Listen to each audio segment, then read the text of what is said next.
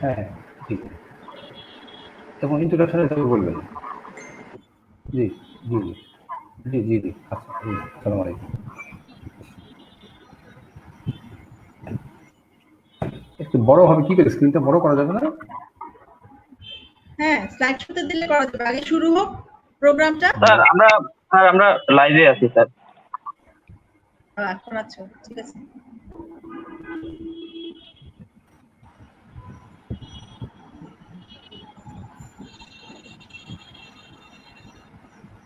তাহলে শুরু করেন নিয়ে পাঠান স্যার।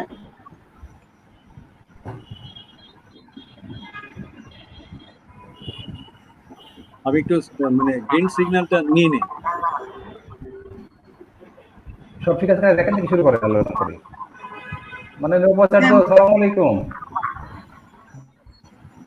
জি, আমরা এখন লাইভেই আছি। লাইভ হচ্ছে এখন।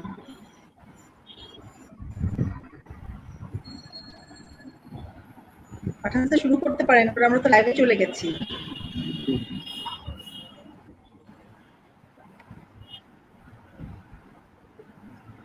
আসসালামু আলাইকুম, শুভ সন্ধ্যা। ফার্মেসি বিভাগ, স্টেট ইউনিভার্সিটি অফ বাংলাদেশ কর্তৃক আয়োজিত আজকের এই ওয়েবিনারে আপনাদের সুস্বাগত। আজকে আমাদের সাথে সংযুক্ত আছেন আমাদের বিশ্ববিদ্যালয়ের মাননীয় উপাচার্য প্রফেসর ডক্টর আনোয়ার কবির। আমাদের সাথে আছেন আমাদের বিশ্ববিদ্যালয়ের ফার্মেসি বিভাগের সম্মানিত অ্যাডভাইজার প্রফেসর আব্দুর রশিদ। আরও আছেন school of pharmacy and health সায়েন্সের dean professor doctor Nazia Yasmin. আমাদের বিভাগের সম্মানিত অধ্যাপক এবং ট্রেজারার অধ্যাপক ডক্টর এমডি হাসান কৌসার, এবং আজকে যিনি keynote speaker doctor Mohiuddin Ahmed, যিনি head of quality and regulatory Globe Biotech limited. আমরা ডিপার্টমেন্ট অফ ফার্মেসি কর্তৃক এই ওয়েবিনারগুলো সবসময় করে থাকি, এবং বিশেষ করে এখন সারা বিশ্বে যে করোনা যে তাণ্ডব চালাচ্ছে, এটা একটি অত্যন্ত গুরুত্বপূর্ণ বিষয়। সারা পৃথিবীতে মানুষ যেভাবে মারা যাচ্ছে, এবং আমরা বাংলাদেশে আমাদের স্বাস্থ্য, আমাদের অর্থনীতি এবং সেই সাথে আমাদের সামাজিক ব্যবস্থায় যে ইম্প্যাক্ট ফেলছে, তারই আলোকে আজকে আমাদের এই ওয়েবিনার অনুষ্ঠান এবং এই topics development and manufacturing of COVID-19 vaccine.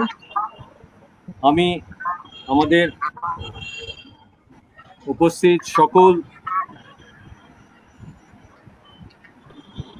অতিথিবৃন্দ এবং আমাদের ছাত্রছাত্রীদেরকে শুভেচ্ছা জানিয়ে আমাদের যিনি keynote speaker doctor Mohammad Mohiuddin, উনি ওনার বক্তব্য শুরু করবেন। ডক্টর মোহাম্মদ মহিউদ্দিন। ধন্যবাদ স্যার আপনাকে। আর এবং আজকের এই ওয়েবিনারে উপস্থিত স্টেট ইউনিভার্সিটি অফ বাংলাদেশের মাননীয় উপাচার্য মহোদয় স্যারকে এবং ফার্মেসি বিভাগের উপদেষ্টা আমার অত্যন্ত প্রাণপ্রিয় আমার শিক্ষক আব্দুর রশিদ স্যারকে, এবং যারা আজকে উপস্থিত আছেন সবাইকে আমার শুভেচ্ছা এবং আমার কৃতজ্ঞতা যে আমাকে আজকে এরকম একটা সুযোগ করে দেওয়ার জন্য, যে ভ্যাকসিন নিয়ে কিছু কথা বলার জন্য। তো আমি কয়েকদিন ধরে শারীরিকভাবে একটু অসুস্থ। আমি খুব মানে হতাশ হয়ে গেছিলাম যে আমি আজকে সেই ওয়েবিনার আমরা অ্যাটেন্ড করতে পারবো কিনা, কিন্তু শেষ পর্যন্ত আমি পেরেছি। জানি না বাকি সময়টুকু আমি কতটুকু ভালো করতে পারবো। তো সবাই দোয়া করবেন যাতে আমি আমার যে টপিকটা নির্ধারিত হয়েছে সেটাকে আমি সুন্দরভাবে উপস্থাপন করতে পারি আর কি। যদি আমি কি এখন প্রেজেন্টেশন শুরু করব? জি, আপনি শুরু করুন।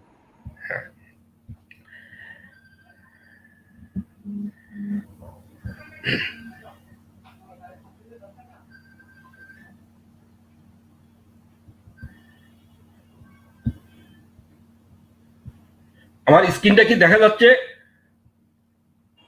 জি, দেখা যাচ্ছে।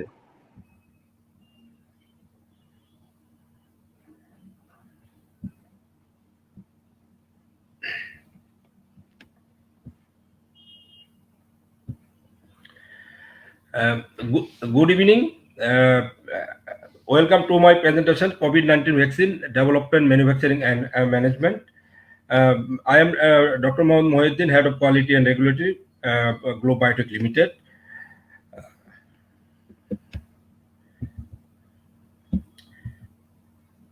ফুল স্ক্রিনটা আসতেছে না কেন?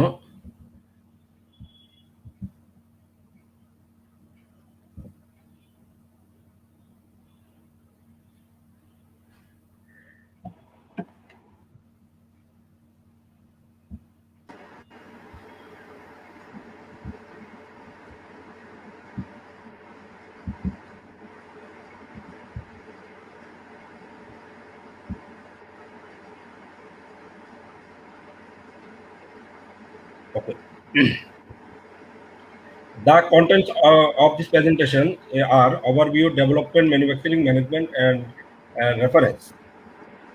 First of all, overview of the COVID-19. We know coronavirus disease is an infectious disease caused by a newly discovered coronavirus. Most people infected with the COVID-19 virus will experience mild to moderate respiratory illness and recover without requiring special treatment. Older people and those with underlying medical problems like cardiovascular disease, diabetes, chronic respiratory disease, and cancer are more likely to develop serious illness. The best way to prevent and slow down transmission is to be well informed about the COVID-19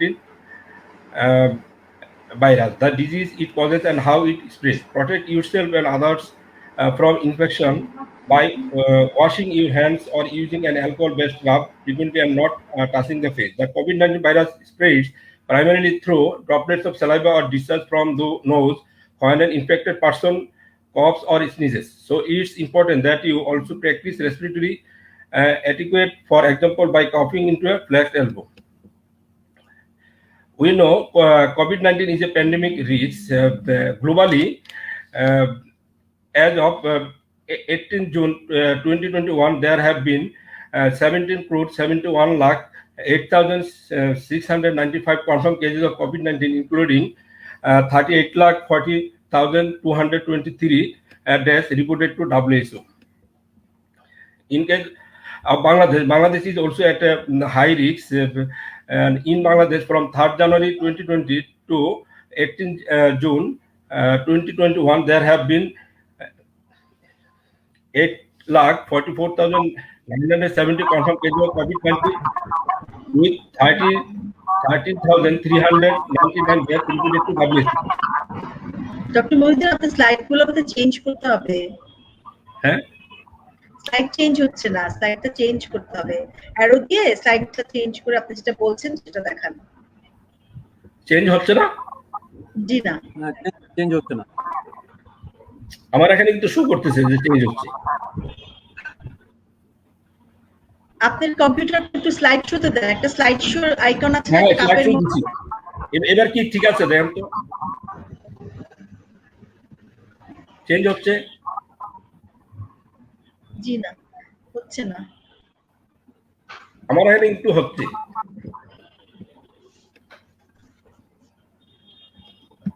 দেখা যাচ্ছে change হচ্ছে না? Slide শোতে আসছে না, slide শোতে আসা প্রয়োজন।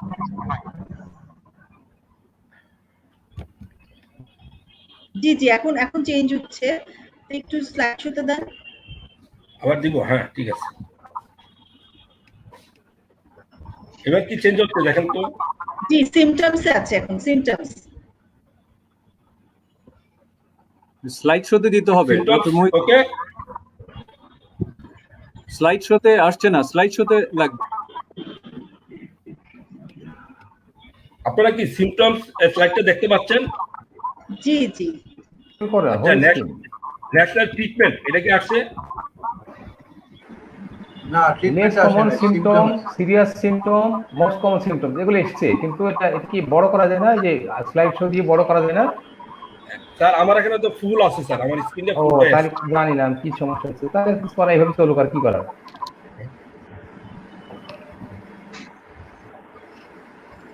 এখানে ছোট করে দেখাচ্ছে, বড় দেখাচ্ছে না। আমার এখানে বড়ই দেখাচ্ছে।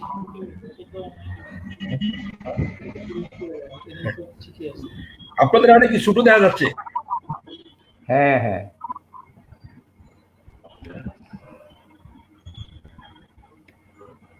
হ্যালো, কন্টিনিউ করো, কিছু করার তো নেই, যদি না বড় করা যায় তো কন্টিনিউ করো। আমার এখানে কিন্তু বড় স্ক্রিনই দেখা যাচ্ছে। কিন্তু আমার আমরা দেখছি ল্যাপটপে ছোটটা। ছোট দেখাচ্ছে। আপনি কন্টিনিউ করেন, আমরা দেখতে পাচ্ছি, আপনি কন্টিনিউ করেন। Okay. Symptoms of COVID-19, most common symptoms: fever, dry cough and tiredness. Less common symptoms and aches and pains, sore throat, diarrhea, conjunctivitis, headache, loss of taste or smell, a rash on skin or discoloration of fingers or toes. Serious symptoms: difficulty breathing or shortness of breath, chest pain or pressure, loss of speech or movement. Treatment: COVID-19 affects different people in different ways. Most infected people will develop mild to moderate illness and recover without hospitalization. People with mild symptoms who are otherwise healthy should manage their symptoms at home. Seek immediate medical attention if you have serious symptoms. Always call before visiting a doctor or health facility. On average, it takes 5 to 6 days from when someone is infected with the virus for symptoms to show. However, it can take up to 14 days. People should follow WHO and national guidelines for management of COVID-19. Prevention: to prevent infection and to slow transmission of COVID-19, do the following: wash your hands regularly with soap and water or clean them with alcohol-based hand rub. Maintain at least 1 meter distance between you and people coughing or sneezing. Avoid touching your face. Cover your mouth and nose while coughing or sneezing. Stay home if you feel unwell. Refrain from smoking and other activities that weaken the lung. Practice physical distancing by avoiding unnecessary travel and staying away from large groups of people. And finally, স্লাইডটা একটু change করেন, সিমটমসই আছে, স্লাইডটা change করতে আমি হবে। তো confuse গেছি, কিন্তু এটা চেঞ্জ হচ্ছে।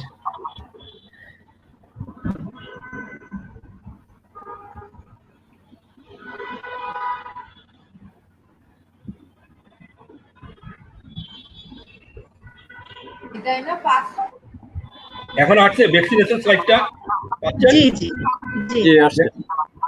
ভ্যাকসিনেশন এখন কি দেখা আপনারা যাচ্ছে। দেখতে পাচ্ছেন? জি বলেন।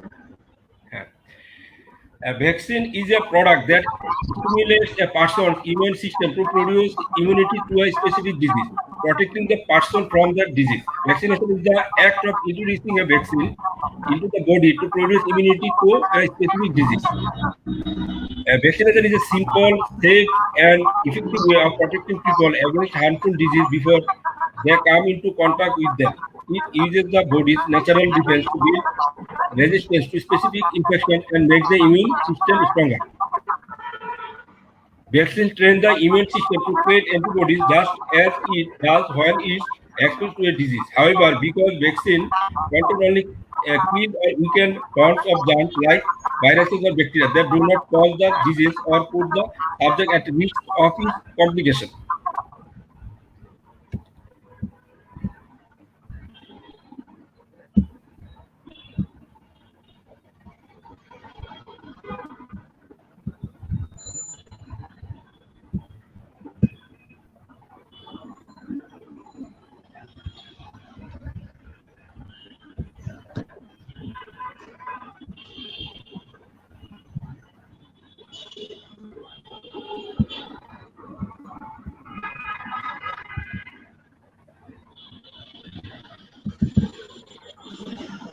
পরের স্লাইডটা আসতেছে না।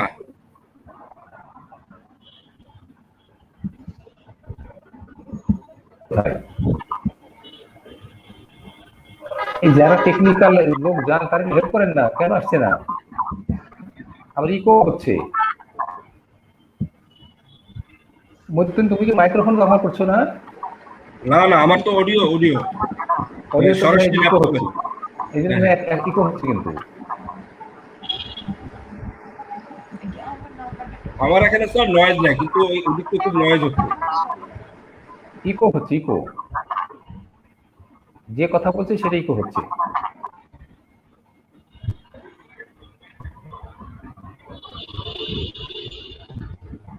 How vaccines work? Vaccine reduce risk of getting a disease by working with the body's natural defense to build protection. When a person gets a vaccine, his or her immune system responds. It recognizes the invading germs such as the virus or bacteria, produce antibodies. Antibodies are proteins produced naturally by the immune system to fight disease. Remember the disease and how to fight it. If a person is then exposed to the germ in the future, his or her immune system can quickly destroy it before he or she become unwell. The vaccine is therefore a safe and clever way to produce an immune response in the body without causing illness. The immune systems are designed to remember. Once exposed to one or more doses of a vaccine, we typically remain protected against the disease for years, decades, or even a lifetime. This is what makes vaccines so effective. Rather than treating a disease after it occurs, vaccines prevent us in the first instance from getting sick. Now we'll see a video how vaccines work. All COVID-19 vaccines being developed aim to produce immunity to the SARS-CoV-2 ভিডিওটা দেখা যাচ্ছে sir? না, video আসছে না। Video আসছে না? না, না, না। আপনার স্লাইড শোটা শেয়ারটা স্টপ করে তারপরে ভিডিওটা শেয়ার করতে হবে। স্টপ করে? জি জি জি, মানে আপনার স্লাইড এখন কি এটা কি ভিডিওটা? হ্যাঁ হ্যাঁ, ভিডিওটা এখন আবার শেয়ার দিয়ে ভিডিওটা শেয়ার করেন। All COVID-19 vaccines being developed aim to produce immunity to the SARS-CoV-2 আমরা আমাদের ছবি দেখি। in response to an antigen, usually the characteristic spike.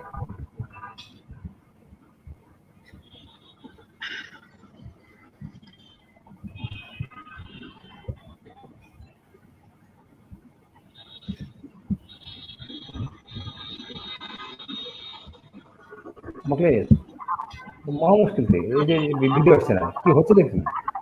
All COVID-19 এবার দেখা যাচ্ছে? being developed aim to produce হ্যাঁ, মনে হয় জি জি, এরকম করলে হবে না বলে। an immune response to an antigen, usually the character. আমি শুরু থেকে দিলাম sir. COVID-19 vaccines being developed aim to produce immunity to the SARS-CoV-2 virus by stimulating an immune response to an antigen. Mokles আমি তো আমার তো অলরেডি ইউজ করছি, আমার ইনভাইটে virus.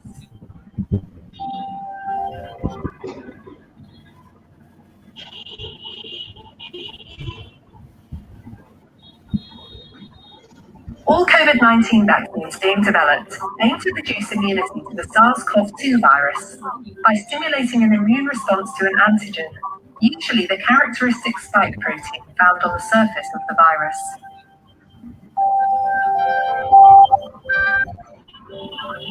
Some traditional vaccines achieve this by modifying the virus to weaken or disable it, so that when introduced to the body, an immune response can be generated to the antigen, without the virus causing disease. When the immune system comes into contact with the weakened virus, its defenses, such as antibodies and T cells, attack the virus or infected cells. In the process, specialized memory cells take note of the specific antigen and prime the immune system to produce cells and antibodies that will quickly target these proteins. So the next time that person is exposed to the same virus, the immune system is ready to fight it off.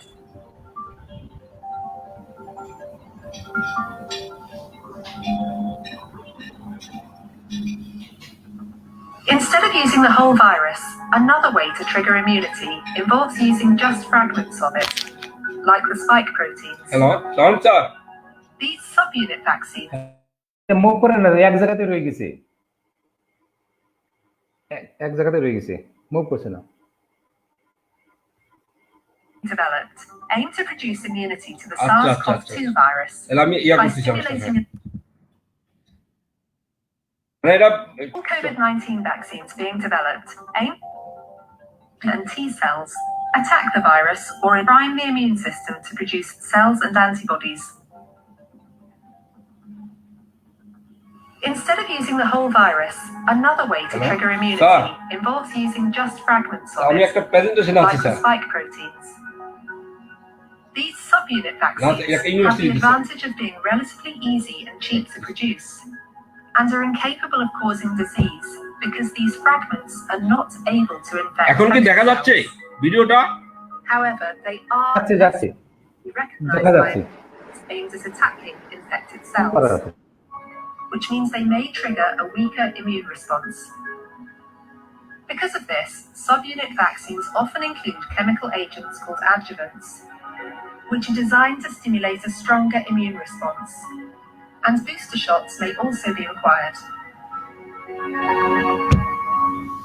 Not all vaccines are designed to introduce antigens to the body. Some work by using cells in a patient's body to produce the antigens themselves. Examples include viral vector vaccines and mRNA vaccines. In both cases, the goal is to get a short fragment of genetic code taken from the target pathogen, in this case the SARS-CoV-2 virus that causes COVID-19, into the patient's cells. By hijacking the cellular mechanisms, these kinds of vaccines mimic the way viruses normally reproduce during natural infection, but rather than creating copies of the virus, the cells only produce large amounts of antigen that then usually trigger a strong immune response. Viral vector vaccines achieve this by inserting the genetic code for the antigen into a harmless virus, which effectively acts like a delivery system to get the code into the cells without causing disease.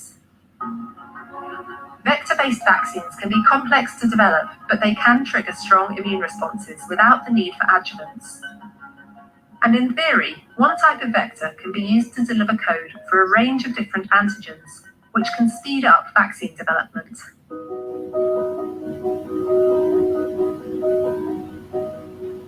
Nucleic acid vaccines, like mRNA and DNA vaccines, also involve inserting genetic code into cells to produce antigens.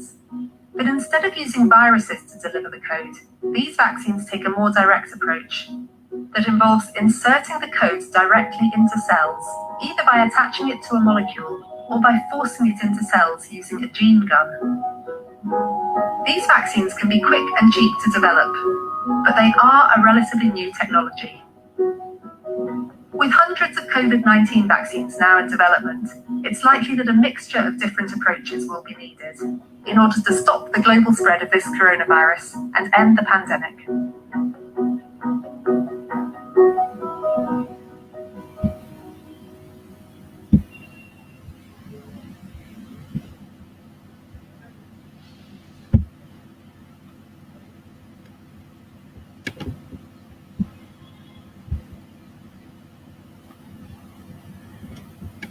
Sir পরের স্লাইডটা কি দেখা যাচ্ছে এখন?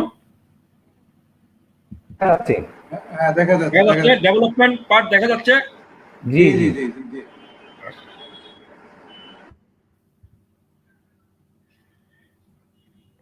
Now we will discuss how to develop in the vaccine.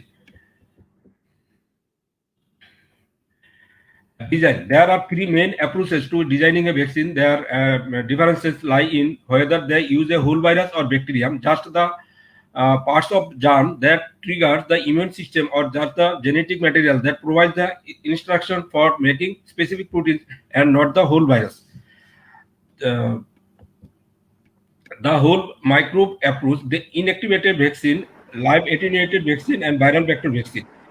First of all, inactivated vaccine. The first way to make a vaccine is to take the disease-carrying virus or bacterium or one very similar to it and inactivate or kill it using chemical, heat, or radiation. স্লাইডটা মনে আসছে না, পরের স্লাইডটা মনে আসছে না। আসতেছে না sir? না না, পরেরটা একটু দেখেন।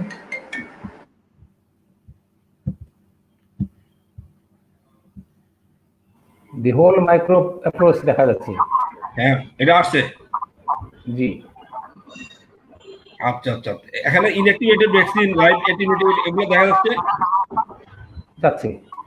এখন ঠিক আছে।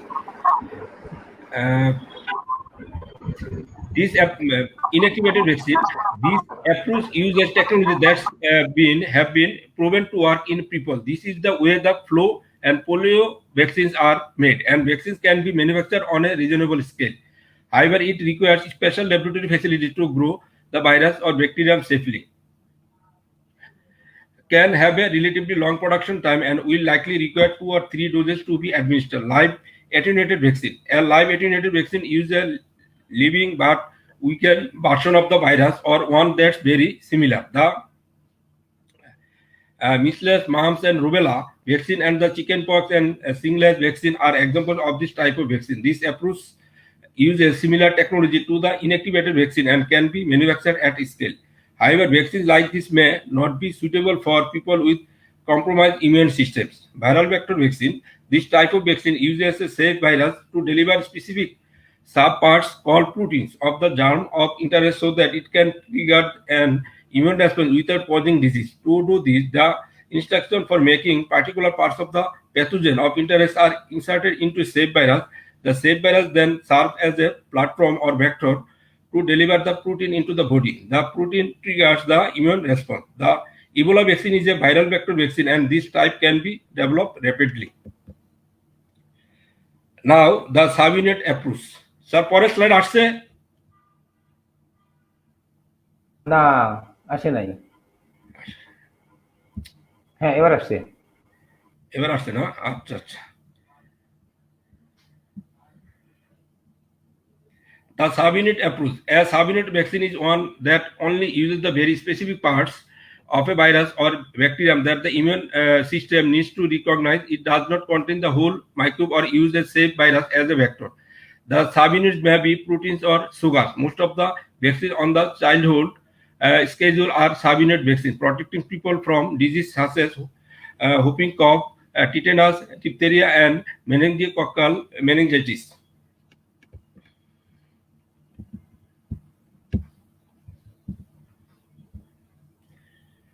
The genetic approach. Unlike vaccine approaches that use either a weakened or dead whole microbe or parts of one, a nucleic acid vaccine just uses a section of genetic material that provides the instruction for a specific protein, not the whole microbe. DNA and RNA are the instruction our cells use to make proteins. In our cells, DNA is the first turned into messenger RNA, which is then used as the blueprint to make specific proteins.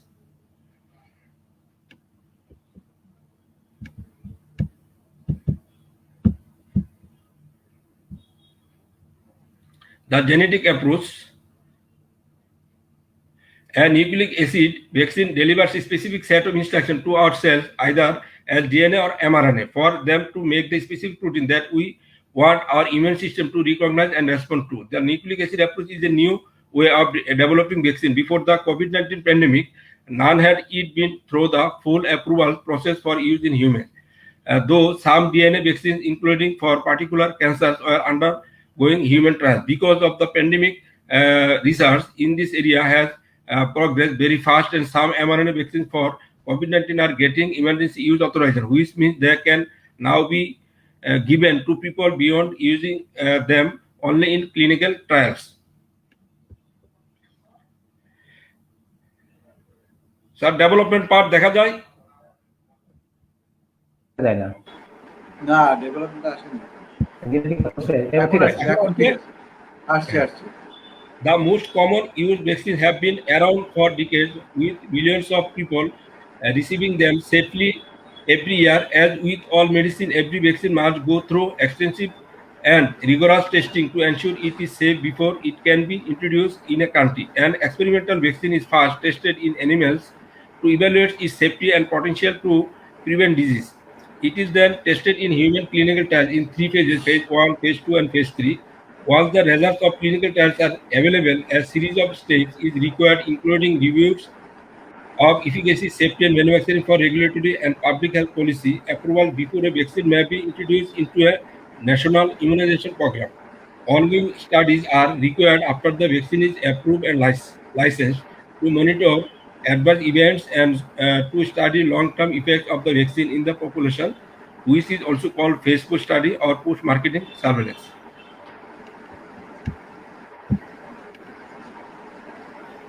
The development process, জি আসছে আসছে। আসছে in development process, first step is sequence viral and host genomes. Second step is select vaccine targets based on bioinformatic analysis. Then third step is clone vaccine targets. Step 4 is express and purify vaccine targets. Step 5, immunize mice with vaccine targets or in any suitable animal model. In step 6, screen immune sera for antiviral activity and optimize vaccine candidates. In step 7, conduct clinical trials with selected final vaccine candidates. Technologies. Vaccines are being developed with different technologies, some well known and others completely new for human vaccines, such as peptide and nucleic acid technologies. Attenuated live virus, how it works, live virus but does not cause disease. Induce same response as natural infection is the advantage of this type of vaccine. Disadvantage is not recommended for pregnant women and immunocompromised persons. Example of this vaccine is rubella, mumps, yellow fever, smallpox, and whole inactivated virus. Inactivated rat virus induce strong antibody response, requires large quantities of a virus is disadvantage. Example of this vaccine: influenza, rabies, hepatitis A. Protein subunit, a protein derived from a pathogen. Advantage of this vaccine may have fewer side effects than whole virus vaccine. Disadvantage may be poorly immunogenic complex process. Example: influenza vaccine. Recombinant. Host cell is used to express an antigen. Advantage of this vaccine: no need to produce the whole virus. Disadvantage may be poorly immunogenic, high cost. Example: hepatitis B. Peptides, synthetic, produce fragment of an antigen. Advantage: rapid development. Poorly immunogenic, high cost. COVID-19 vaccine in the development, replicating or non-replicating viral vector. A viral pathogen expressed on a safe virus that does not cause disease. Rapid development, prior exposure to vector virus. Ebola is the example of this vaccine. Nucleic acid vaccine, DNA or RNA coding for a viral protein. Advantage is strong cellular immunity, rapid development. Disadvantage is relatively low antibody response. Example: COVID-19 vaccine is the example, like Moderna and Pfizer vaccine.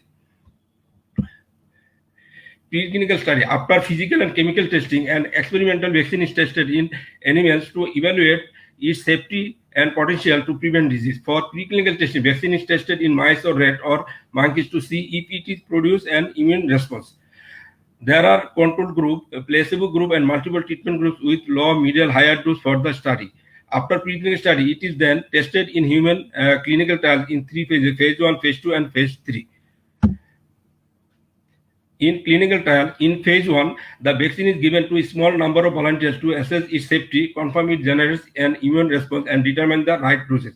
In phase 2, the vaccine is usually given hundreds of volunteers who are closely monitored for any side effect to further assess its ability to generate an immune response in this phase. Data are also collected whenever possible on disease outcome, but usually not in the large enough numbers to have a clear picture of the effect of the vaccine or on disease. Participants in this phase have same characteristic such as age and sex as the people for whom the vaccine is intended. In this phase, some volunteers receive the vaccine and others do not, which allows comparison to be made and conclusion draw about the vaccine.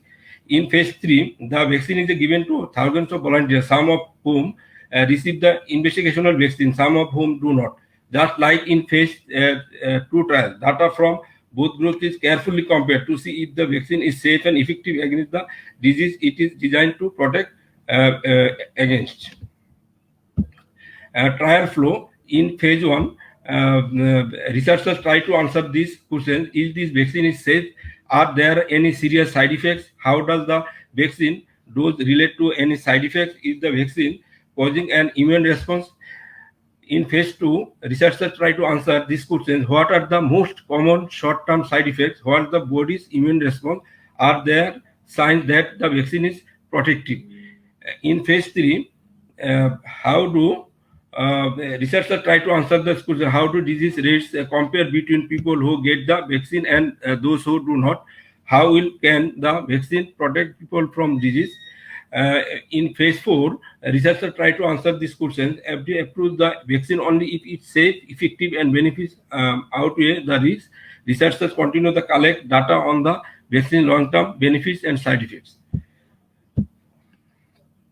Approval. Regulators in each country review the trial results of safety, efficacy, and decide whether to approve the vaccine or not. During a pandemic, a vaccine may receive emergency use authorization before getting formal approval. Follow the introduction of a vaccine. Close monitoring continues to detect any unexpected adverse side effects and further assess effectiveness in the routine use setting among even larger numbers of people to continue assessing how best to use the vaccine for the greatest protective impact.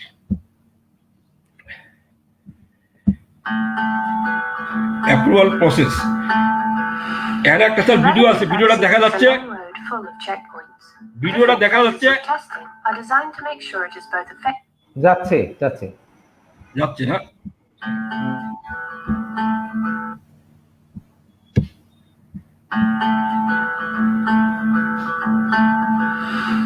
Developing a vaccine is a long road full of checkpoints. Different phases of testing are designed to make sure it is both effective and safe.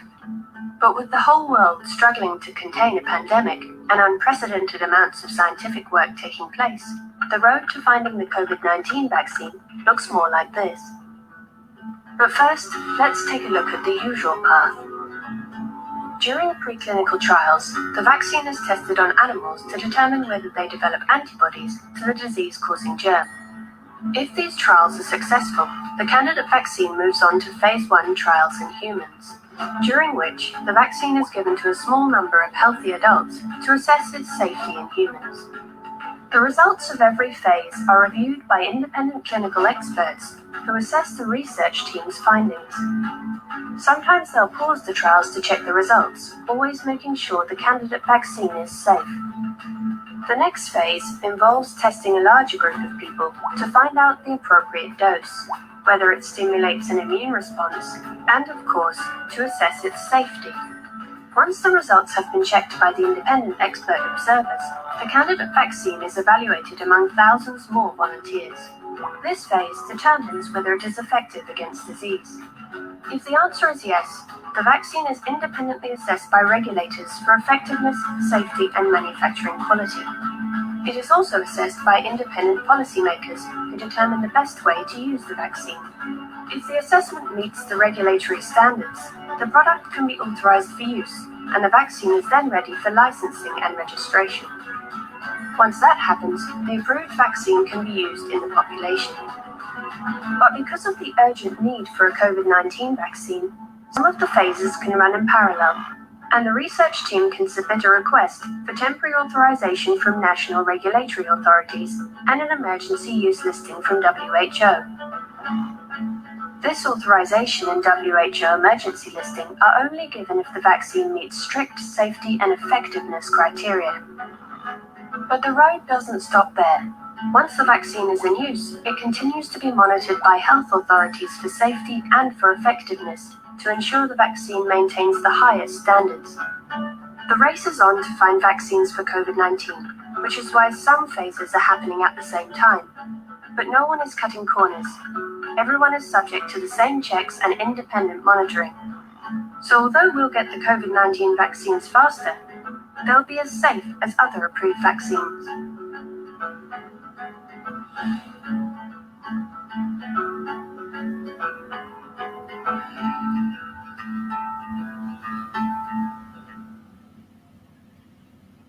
Now come to the manufacturing part. Composition. Vaccines contain teeny fragments of the disease-causing organism or the blueprints for making the teeny fragments. They also contain other ingredients to keep the vaccine safe and effective. These latter ingredients are included in most vaccines and have been used for decades in billions of doses of vaccine. Each vaccine component serves a specific purpose and each ingredient is tested in the manufacturing process. All ingredients are tested or safety. Antigen. All vaccines contain an active component, the antigen, which generates an immune response, or the blueprint for making the active component. The antigen may be a small part of disease-causing organism like a protein or sugar, or it may be the whole organism in a weakened or inactive form. Other ingredients like antigens, all other ingredients of a vaccine play an important role in ensuring a vaccine is safe and effective. Some of these include adjuvants. An adjuvant improves the immune response to the vaccine, sometimes by keeping the vaccine at the injection site for a little longer or by stimulating local immune cells. The adjuvant may be a tiny amount of aluminum salts like aluminum phosphate, aluminum hydroxide, or potassium aluminum sulfate.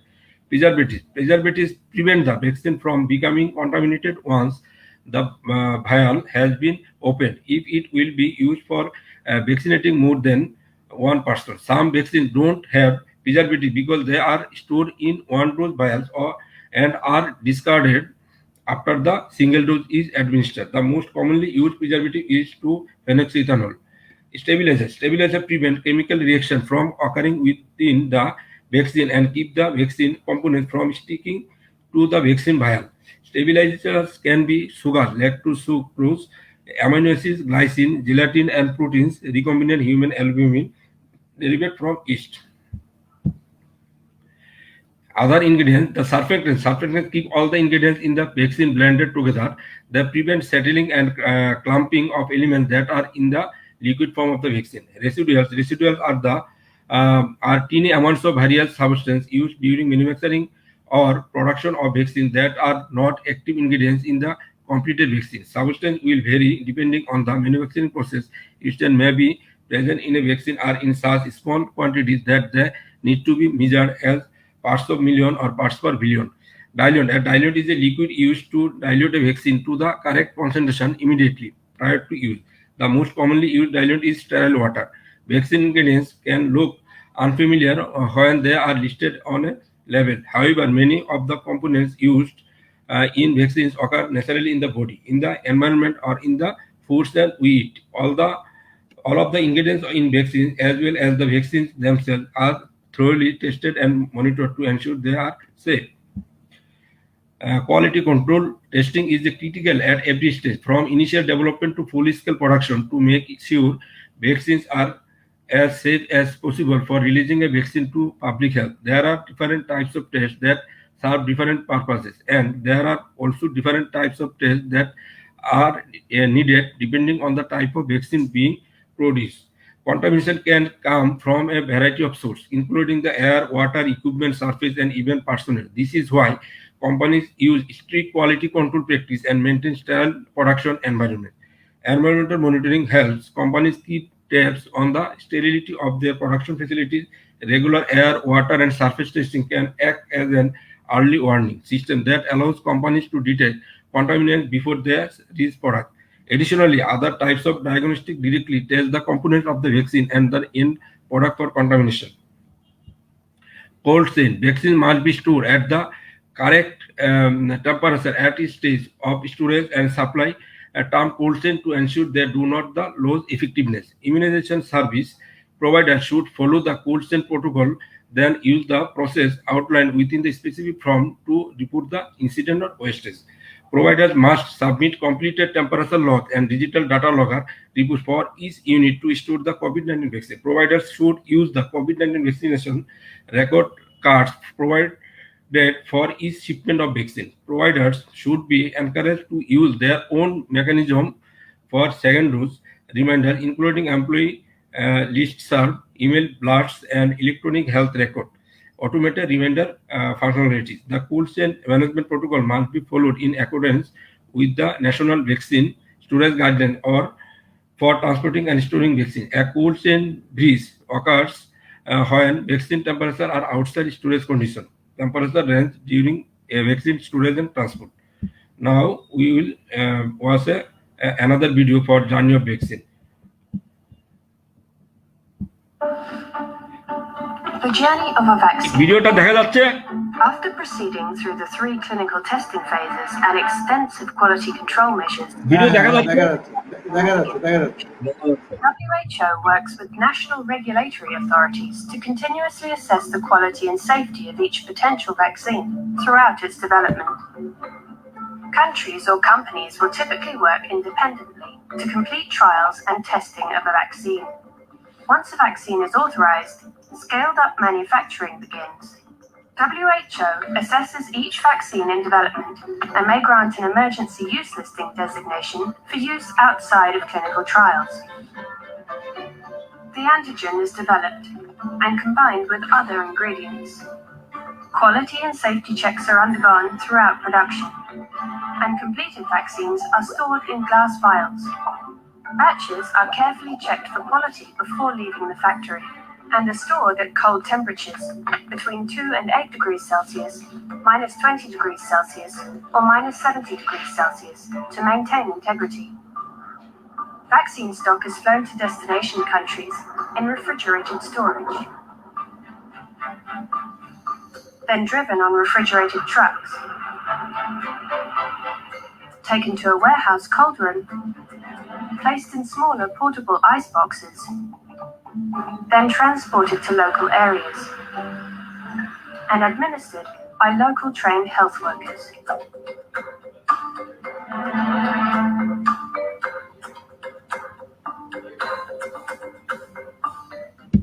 Now come to the last part of this presentation, management. Vaccine management. A centralized vaccine management platform is required to manage vaccine distribution at scale and expedite vaccine administration for a large population. Healthcare providers to enroll in the mass vaccination program, make vaccination appointments available to the interested recipients, support scheduling, track vaccination administration and reporting to public health organizations, and manage inventory via a web-based application. Vaccine recipients to locate and schedule vaccination appointments, complete pre-screening questionnaires to expedite appointments, receive text reminders for appointments and follow-up needs, and access an immunization certification using a mobile device, tablet or PC. Public health organization to support and monitor the vaccine administration and coverage across the geography, or assist providers with inventory management of vaccine stock. Management process: identify, quantify, and look at critical population, vulnerable population, and potentially undeserved population. Recruit and enroll vaccine providers to administer vaccine in a variety of settings.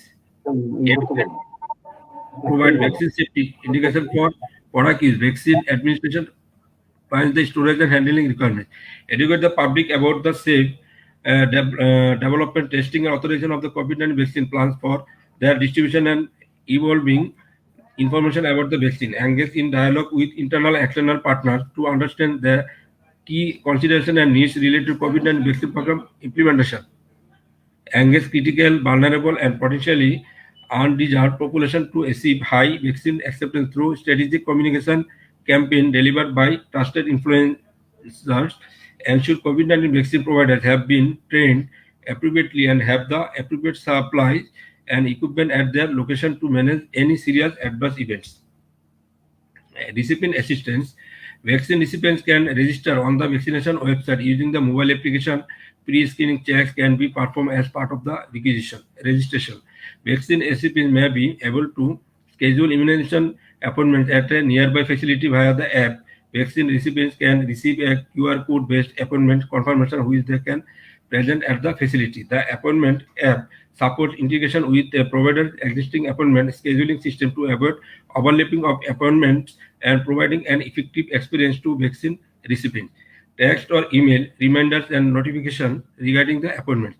View or download the immunization certificate from the vaccine recipients portal for providing to school, daycare, and camp entry to meet employment requirements. Vaccine recipients can report adverse events via the app with data sent to the public health provider assistance, order, stock, and restock new vaccine from the state, and manage inventory using the platform. The fulfillment of the inventory request and the delivery can be managed through existing vaccine tracking system. Provider can upload and manage appointment stall slots, view and reconcile immunization forecast, modify antigen recommendation based on active diagnosis or allergy history, provide appropriate vaccine doses, save history of clinical resistance support. Provider checks in the vaccine recipient by scanning the barcode on the mobile app and administer vaccination. Dispensing. Vaccines are a prescription-only medicine. This means they only require a doctor's prescription and must be dispensed by a pharmacist. To prevent spread of infectious disease, it is important to ensure as much of the community as possible is vaccinated. For the reason, some special rules are in place so that a prescription is not required to administer a vaccine. Vaccinations are generally safe but can cause adverse effects and do require appropriate health practitioner oversight. Health practitioners administering vaccines are responsible for adhering to professional standards, maintaining personal competence, and ensuring patient safety. Most vaccines are given by an injection, but some are given orally, by mouth, or sprayed into the nose. Registered pharmacists, nurses, midwives are authorized to administer immunization under 3 primary models: prescription from another provider, vaccination protocol, or independently without a prescriber's order or protocol. Monitoring. Public Health Authority currently recommends that persons without contraindication to vaccination who receive a vaccine may be observed after vaccination for the following time periods: 30 minutes. Persons with a history of an immediate allergic reaction of any severity to a vaccine or injectable therapy, and persons with a history of anaphylaxis due to any cause. 15 minutes. All other persons. Monitor vaccine delivered as the numbers of individuals vaccinated and summarize and report the information to the public. Last slide of this presentation. Welcome to the AMBOSS tutorial on administering vaccine. এই ভিডিওটা দেখা যাচ্ছে, এটা যে presentation শেষ। Administering vaccines. In this video, হ্যাঁ দেখা যাচ্ছে which is intramuscular injection into the deltoid muscle. This technique is used when injecting almost all vaccines from childhood onward. We'll be referring to the recommendations of the Centers for Disease Control and Prevention. You'll need the following: disinfectant, disposable gloves, sharps container, cotton swabs, vaccine, bandages, and possibly a syringe and needle. Choose a needle length and gauge depending on the patient's age and the thickness of adipose tissue. Needle lengths range from 16 millimeters, or 5/8 of an inch, to 38 millimeters, or 1.5 inches. Lastly, make sure to use a 22 to 25 gauge needle. The first step of administration is to rule out any absolute contraindications to vaccination. A moderate or severe acute illness, such as an infection with fever above 38.5 degrees Celsius or 101.3 degrees Fahrenheit, is an absolute contraindication to vaccination. However, a simple cold without fever isn't. A severe allergic reaction to a previous dose or allergy to a vaccine component are also absolute contraindications. If the patient takes anticoagulant medication or has a bruising or bleeding disorder, use a small gauge needle and apply pressure to the injection site for a few minutes after vaccination. Alternatively, subcutaneous injection may be advisable depending on the specific vaccine.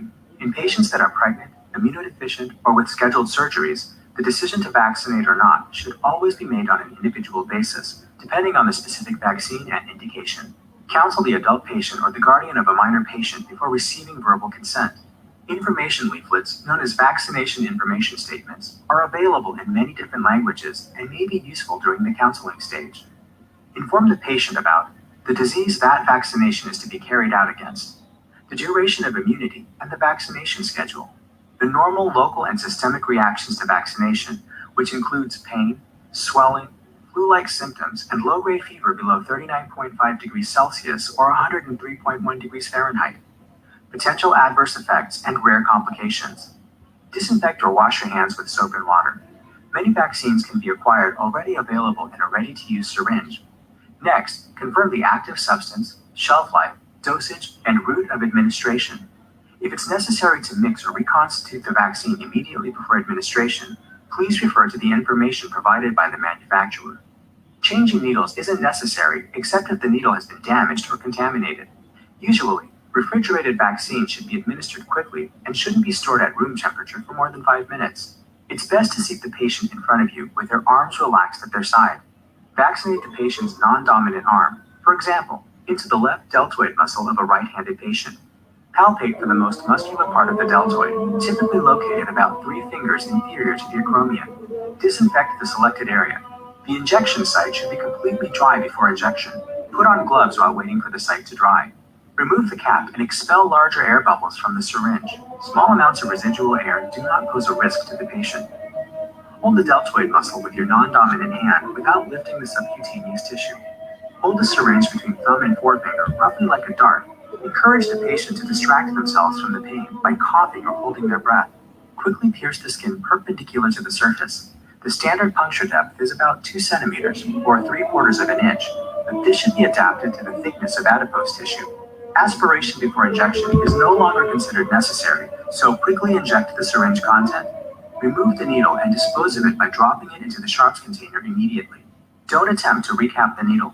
Wipe off any escaping liquid before applying a bandage to the site of the injection. Keep an eye on the patient in case of a syncopal episode. The patient should refrain from heavy physical exertion and alcohol for 24 hours. In the case of adverse effects, the arm should be rested until these subside. Be sure to complete any vaccine-related documents, with the most important being the vaccination certificate. This needs to contain the date of injection, the disease vaccinated against, trade name and batch number of the substance, which can be found on the sticker of the ready-to-use syringe, and the stamp and signature of the vaccine administrator.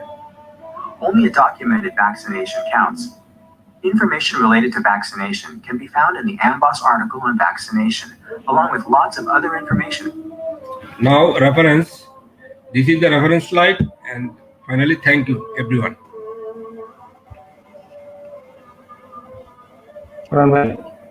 And thank you very much, Dr. Mohammad Muhyiddin, for your very informative and highly technical presentation.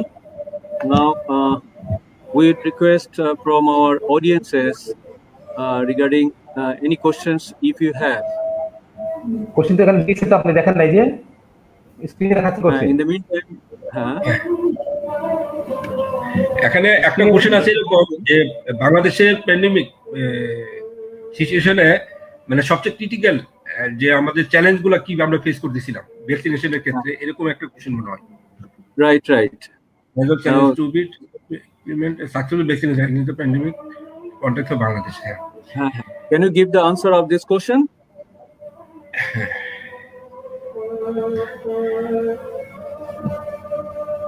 Dr. Muhyiddin. Hello. হ্যাঁ ma'am Mohiuddin বলো এটা কি বলা আছে নি vaccination প্রোগ্রামের ব্যাপারে বলা হয়েছে। এখানে যে জিনিসটা হচ্ছে যে আমরা যদি ভ্যাকসিন ডেভেলপমেন্টের ক্ষেত্রে আমরা যেটা বলতে পারি এটুকু যে বাংলাদেশে আমরা যারা ভ্যাকসিন ডেভেলপমেন্টের কাজে জড়িত, এটা কিন্তু বাংলাদেশে এই প্রথম স্বাধীনতার 50 বছর ইতিহাসে প্রথম একটা ঘটনা ঘটছে। এক্ষেত্রে কিন্তু যেহেতু এই কালচারটা বাংলাদেশে আগে থেকে নেই, সেখানে কিন্তু যেহেতু কালচারের অভাবে কিন্তু এই জিনিসটা অত সহজ হচ্ছে না। কারণ আমরা যে ভ্যাকসিন নিয়ে কাজ করতেছি সেম ভ্যাকসিন নিয়ে কিন্তু আমেরিকার মডার্না, ফাইজার, বায়োনটেক তারা কাজ শুরু করেছিল, তারা কিন্তু অলরেডি বাজারে আছে। হ্যাঁ, কিন্তু আমরা কিন্তু এখনো আসতে পারি নাই। এটা আসলে কালচারের জন্য এবং আমাদের যে স্টেক হোল্ডার আছে তাদের সকলের একই প্ল্যাটফর্ম থেকে কাজ করার যে অভ্যাস সেটা আগে থেকে গড়ে না ওঠাই কিন্তু আমাদের এটা সময় লাগতেছে অনেক বেশি আর কি। এটাই আমাদের সবচেয়ে বড় চ্যালেঞ্জ যে প্রত্যেকটা স্টেক হোল্ডার একই প্ল্যাটফর্ম থেকে আমরা কাজ করতে পারছি না, সেই জন্য কিন্তু এই প্রবলেমগুলো হচ্ছে। আর এই প্যান্ডেমিক যেটা কোভিড-19 যে প্যান্ডেমিক, এটা আসলে সারা পৃথিবীর জন্য একদম নতুন একটা অবস্থা। এটা কিন্তু সারা পৃথিবীর উন্নত দেশগুলো যেভাবে হিমশিম খাচ্ছে আমরা কিন্তু সেভাবে হিমশিম খাচ্ছি, কারণ আগে থেকে প্রস্তুতি ছিল না এরকম একটা ঘটনা ঘটতে পারে। আমি কি একটু অ্যাড করবো পাঠান সাহেব এখানে? হ্যাঁ অবশ্যই, হ্যাঁ একটু অ্যাড করি। Public health point of view থেকে আসলে আমাদের দেশের লোক সংখ্যা তো 18 কোটি। আমাদের কিন্তু অনেক মানে 70% লোককে যদি আমরা ভ্যাকসিন আনতে চাই তাহলে আমাদের অনেক ভ্যাকসিন দরকার, কিন্তু আমরা যদি আমরা ইম্পোর্টের উপর নির্ভর করি আমরা কিন্তু মাত্র 19 লাখের উপর লোককে ভ্যাকসিন দিতে পেরেছি, এবং এখনো যে ইম্পোর্ট করছি সেটা কিন্তু কম, তাই না? মানে আপনারা সবাই জানেন যে ফাইজার দাবি থেকে আমরা ফাইজার পেয়েছি কিছু ভ্যাকসিন, চায়না থেকে কিছু এসেছে আমাদের সাইনোফার্ম। কিন্তু আমার যেটা মহিউদ্দিন সাহেব বলার চেষ্টা করছে, যদি আমরা দেশে প্রোডাকশন না করতে পারি তাহলে কিন্তু আমরা ভ্যাকসিন কখনোই কভারেজ দিতে পারবো না এত সংখ্যক লোককে। সো ফার্স্ট আমাদের এটা নিয়ে স্ট্র্যাটেজিক প্ল্যানিং করতে হবে যে দেশে আমাদের ভ্যাকসিন প্রোডাকশন করার মতো অনেক ফার্মাসিউটিক্যাল কোম্পানি আছে এবং তারা কেপেবল। আমাদের গভর্নমেন্ট কিন্তু বসে নাই, ওনারা 3টা ফার্মাসিউটিক্যাল কোম্পানি, গ্লোব বায়োটেক কে তো ওরা হিউম্যান ট্রায়াল করার জন্য পারমিশন দিয়েছে কিছু শর্ত সাপেক্ষে, এবং 3টা আরো ফার্মাসিউটিক্যাল কোম্পানিকে ওরা যে মডার্না, ফাইজার বা অ্যাস্ট্রাজেনেকা ভ্যাকসিন যেটা পেটেন্ট আমরা নিতে পারবো সেটা ভ্যাকসিন ইয়ে করার মানে ম্যানুফ্যাকচার করার জন্য দাবি করছে। তো আসলে কি আমাদের সবকিছু মানে ভ্যাকসিনটা হাতে পাইলে আমরা মানে আমাদের 70% লোককে ভ্যাকসিন আনতে পারবো, যেটা আমাদের জন্য ভালো হবে, কারণ এটা একটা highly infectious disease. Thank you. In the meantime, আমাদের কাছে আরেকটা প্রশ্ন চলে আসছে, how can the possibility for long-term side effects for COVID-19 vaccine be detected as clinical trials to run for short period of time?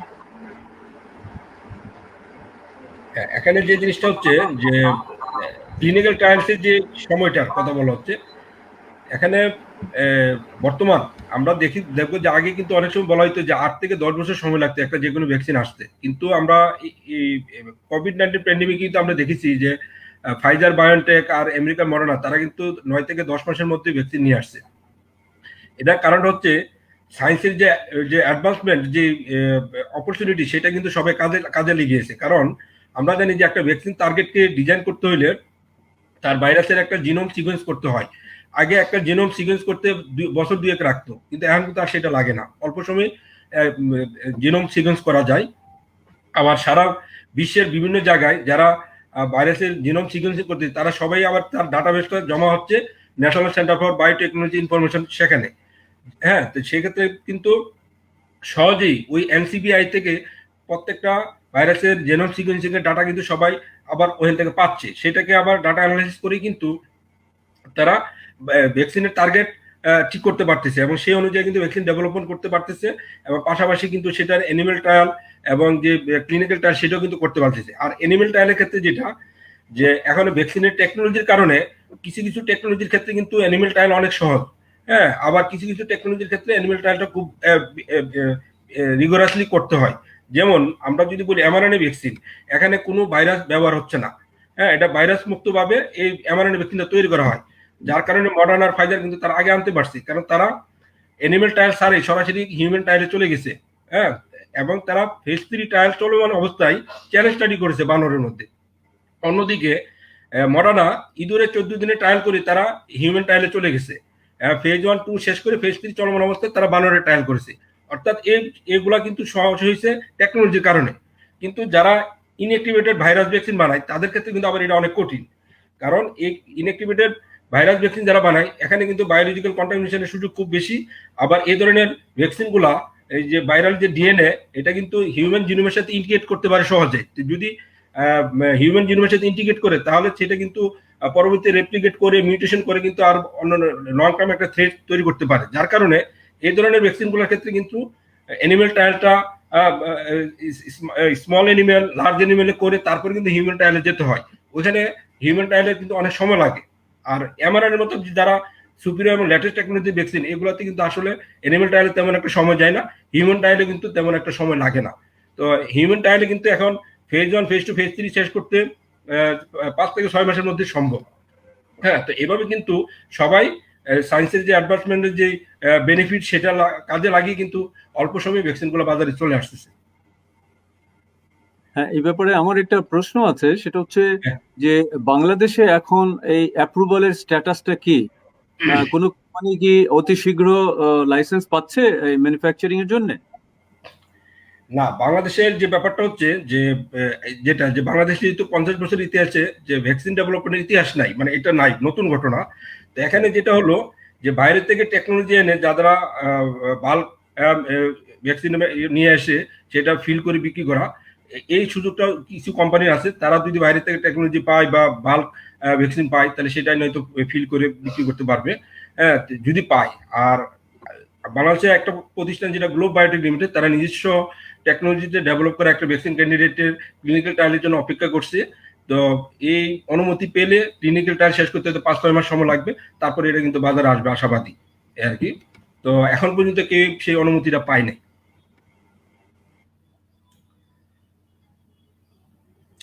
আরেকটা প্রশ্ন এসছে, some people face fever and pain after taking COVID vaccine. On the other hand, some people have no symptoms. Is this directly related to the immunity of the people? হ্যাঁ, এখানে যেটা হচ্ছে যে আমরা তো জানি যে কোনো ভ্যাকসিনের ক্ষেত্রে আমরা ছোটবেলা দেখতাম যে বাচ্চাদের ভ্যাকসিন দিলে তার একটু ফিভার হয়, হ্যাঁ, এ ধরনের কিছু সাইড ইফেক্ট থাকবেই।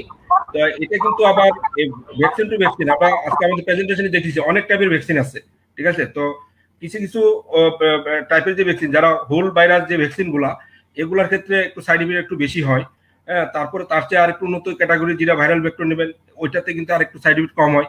এমআরএনএ ভ্যাকসিনে আমরা যেটা দেখছি মডার্না, ফাইজার, তাদের ক্লিনিক্যাল ট্রায়ালে তেমন কোনো পার্শ্ব প্রতিক্রিয়া ছিল না। আবার সেগুলো যখন আমেরিকাতে ইউজ করা হয়েছে, যুক্তরাজ্য ইউজ করেছে, ওখানে কিন্তু তেমন পার্শ্ব প্রতিক্রিয়ার খবর পাওয়া যায়নি। তো টেকনোলজি যত উন্নত হচ্ছে ওই সাইড ইফেক্ট গুলো কিন্তু তত কমে যাচ্ছে। হ্যাঁ, তো এখানে যেটা হলো ইফিকেসির একটা ব্যাপার আছে ভ্যাকসিনের। আমাদের যেমন পার্শ্ববর্তী দেশ ভারতে যে ভ্যাকসিনেশন পরে কিন্তু এখানে হিউজ পরিমাণে ইনফেকশন বেড়ে গেছে, মৃত্যুর হারও বেড়ে গেছে। তো এটার ব্যাপারটা হচ্ছে যে ভ্যাকসিনগুলো ইউজ করা হয়েছে সেগুলো ইফিকেসি কতটুকু ছিল।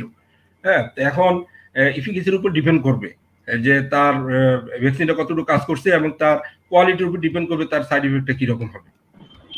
এটা ছাড়া এমনিও তো যে কোনো ওষুধের ক্ষেত্রেই হ্যাঁ, সবারই কিন্তু সাইড ইফেক্ট হবে না। আমি যদি সিম্পল কোনো ট্যাবলেট খাই, হ্যাঁ, দেখা যায় আমার সাইড ইফেক্ট হচ্ছে না, কিন্তু আরেকজনের হচ্ছে। এটা কিন্তু 70% ভ্যারি করবে।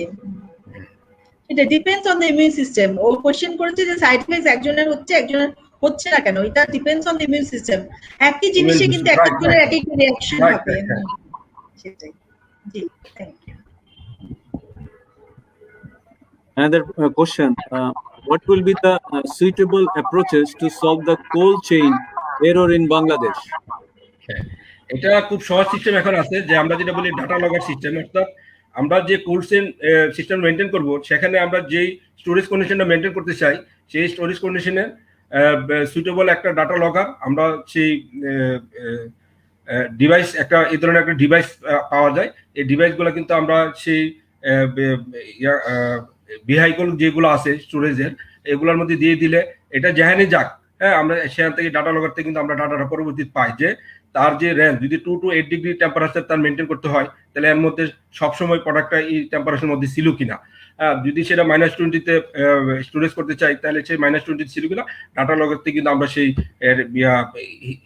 হিস্ট্রিটা পেয়ে যাব।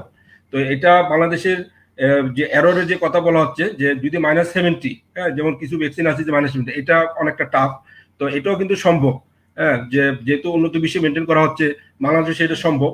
তো এবং যেটা যেমন আমাদের গ্লোব বায়োটেকে আমাদের -80 ফ্রিজারে আছে 7টা, হ্যাঁ, -150 ফ্রিজার আছে, তারপরে -30 ফ্রিজার আছে এবং 7টা, হ্যাঁ, এরকম স্টোরেজ কন্ডিশনের ফ্রিজার কিন্তু অলরেডি আছে।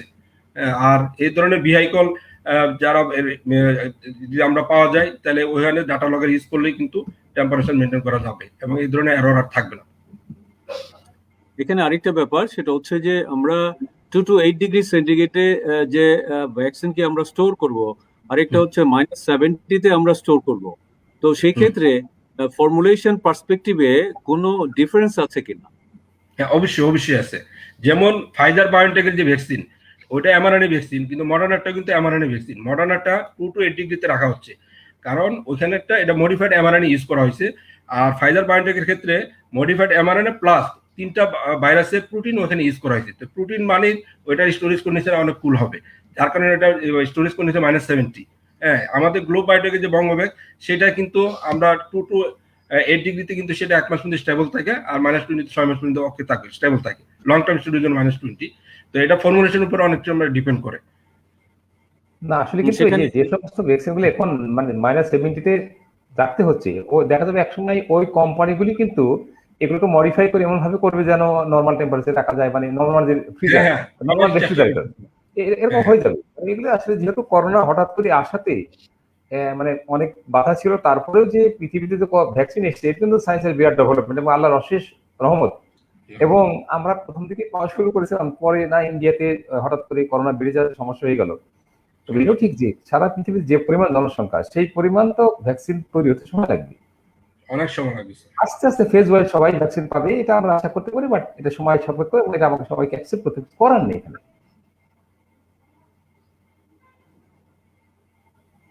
এখানে আরেকটা কোশ্চেন এসছে, people after being healed from COVID-19 infection, they supposed to produce antibodies.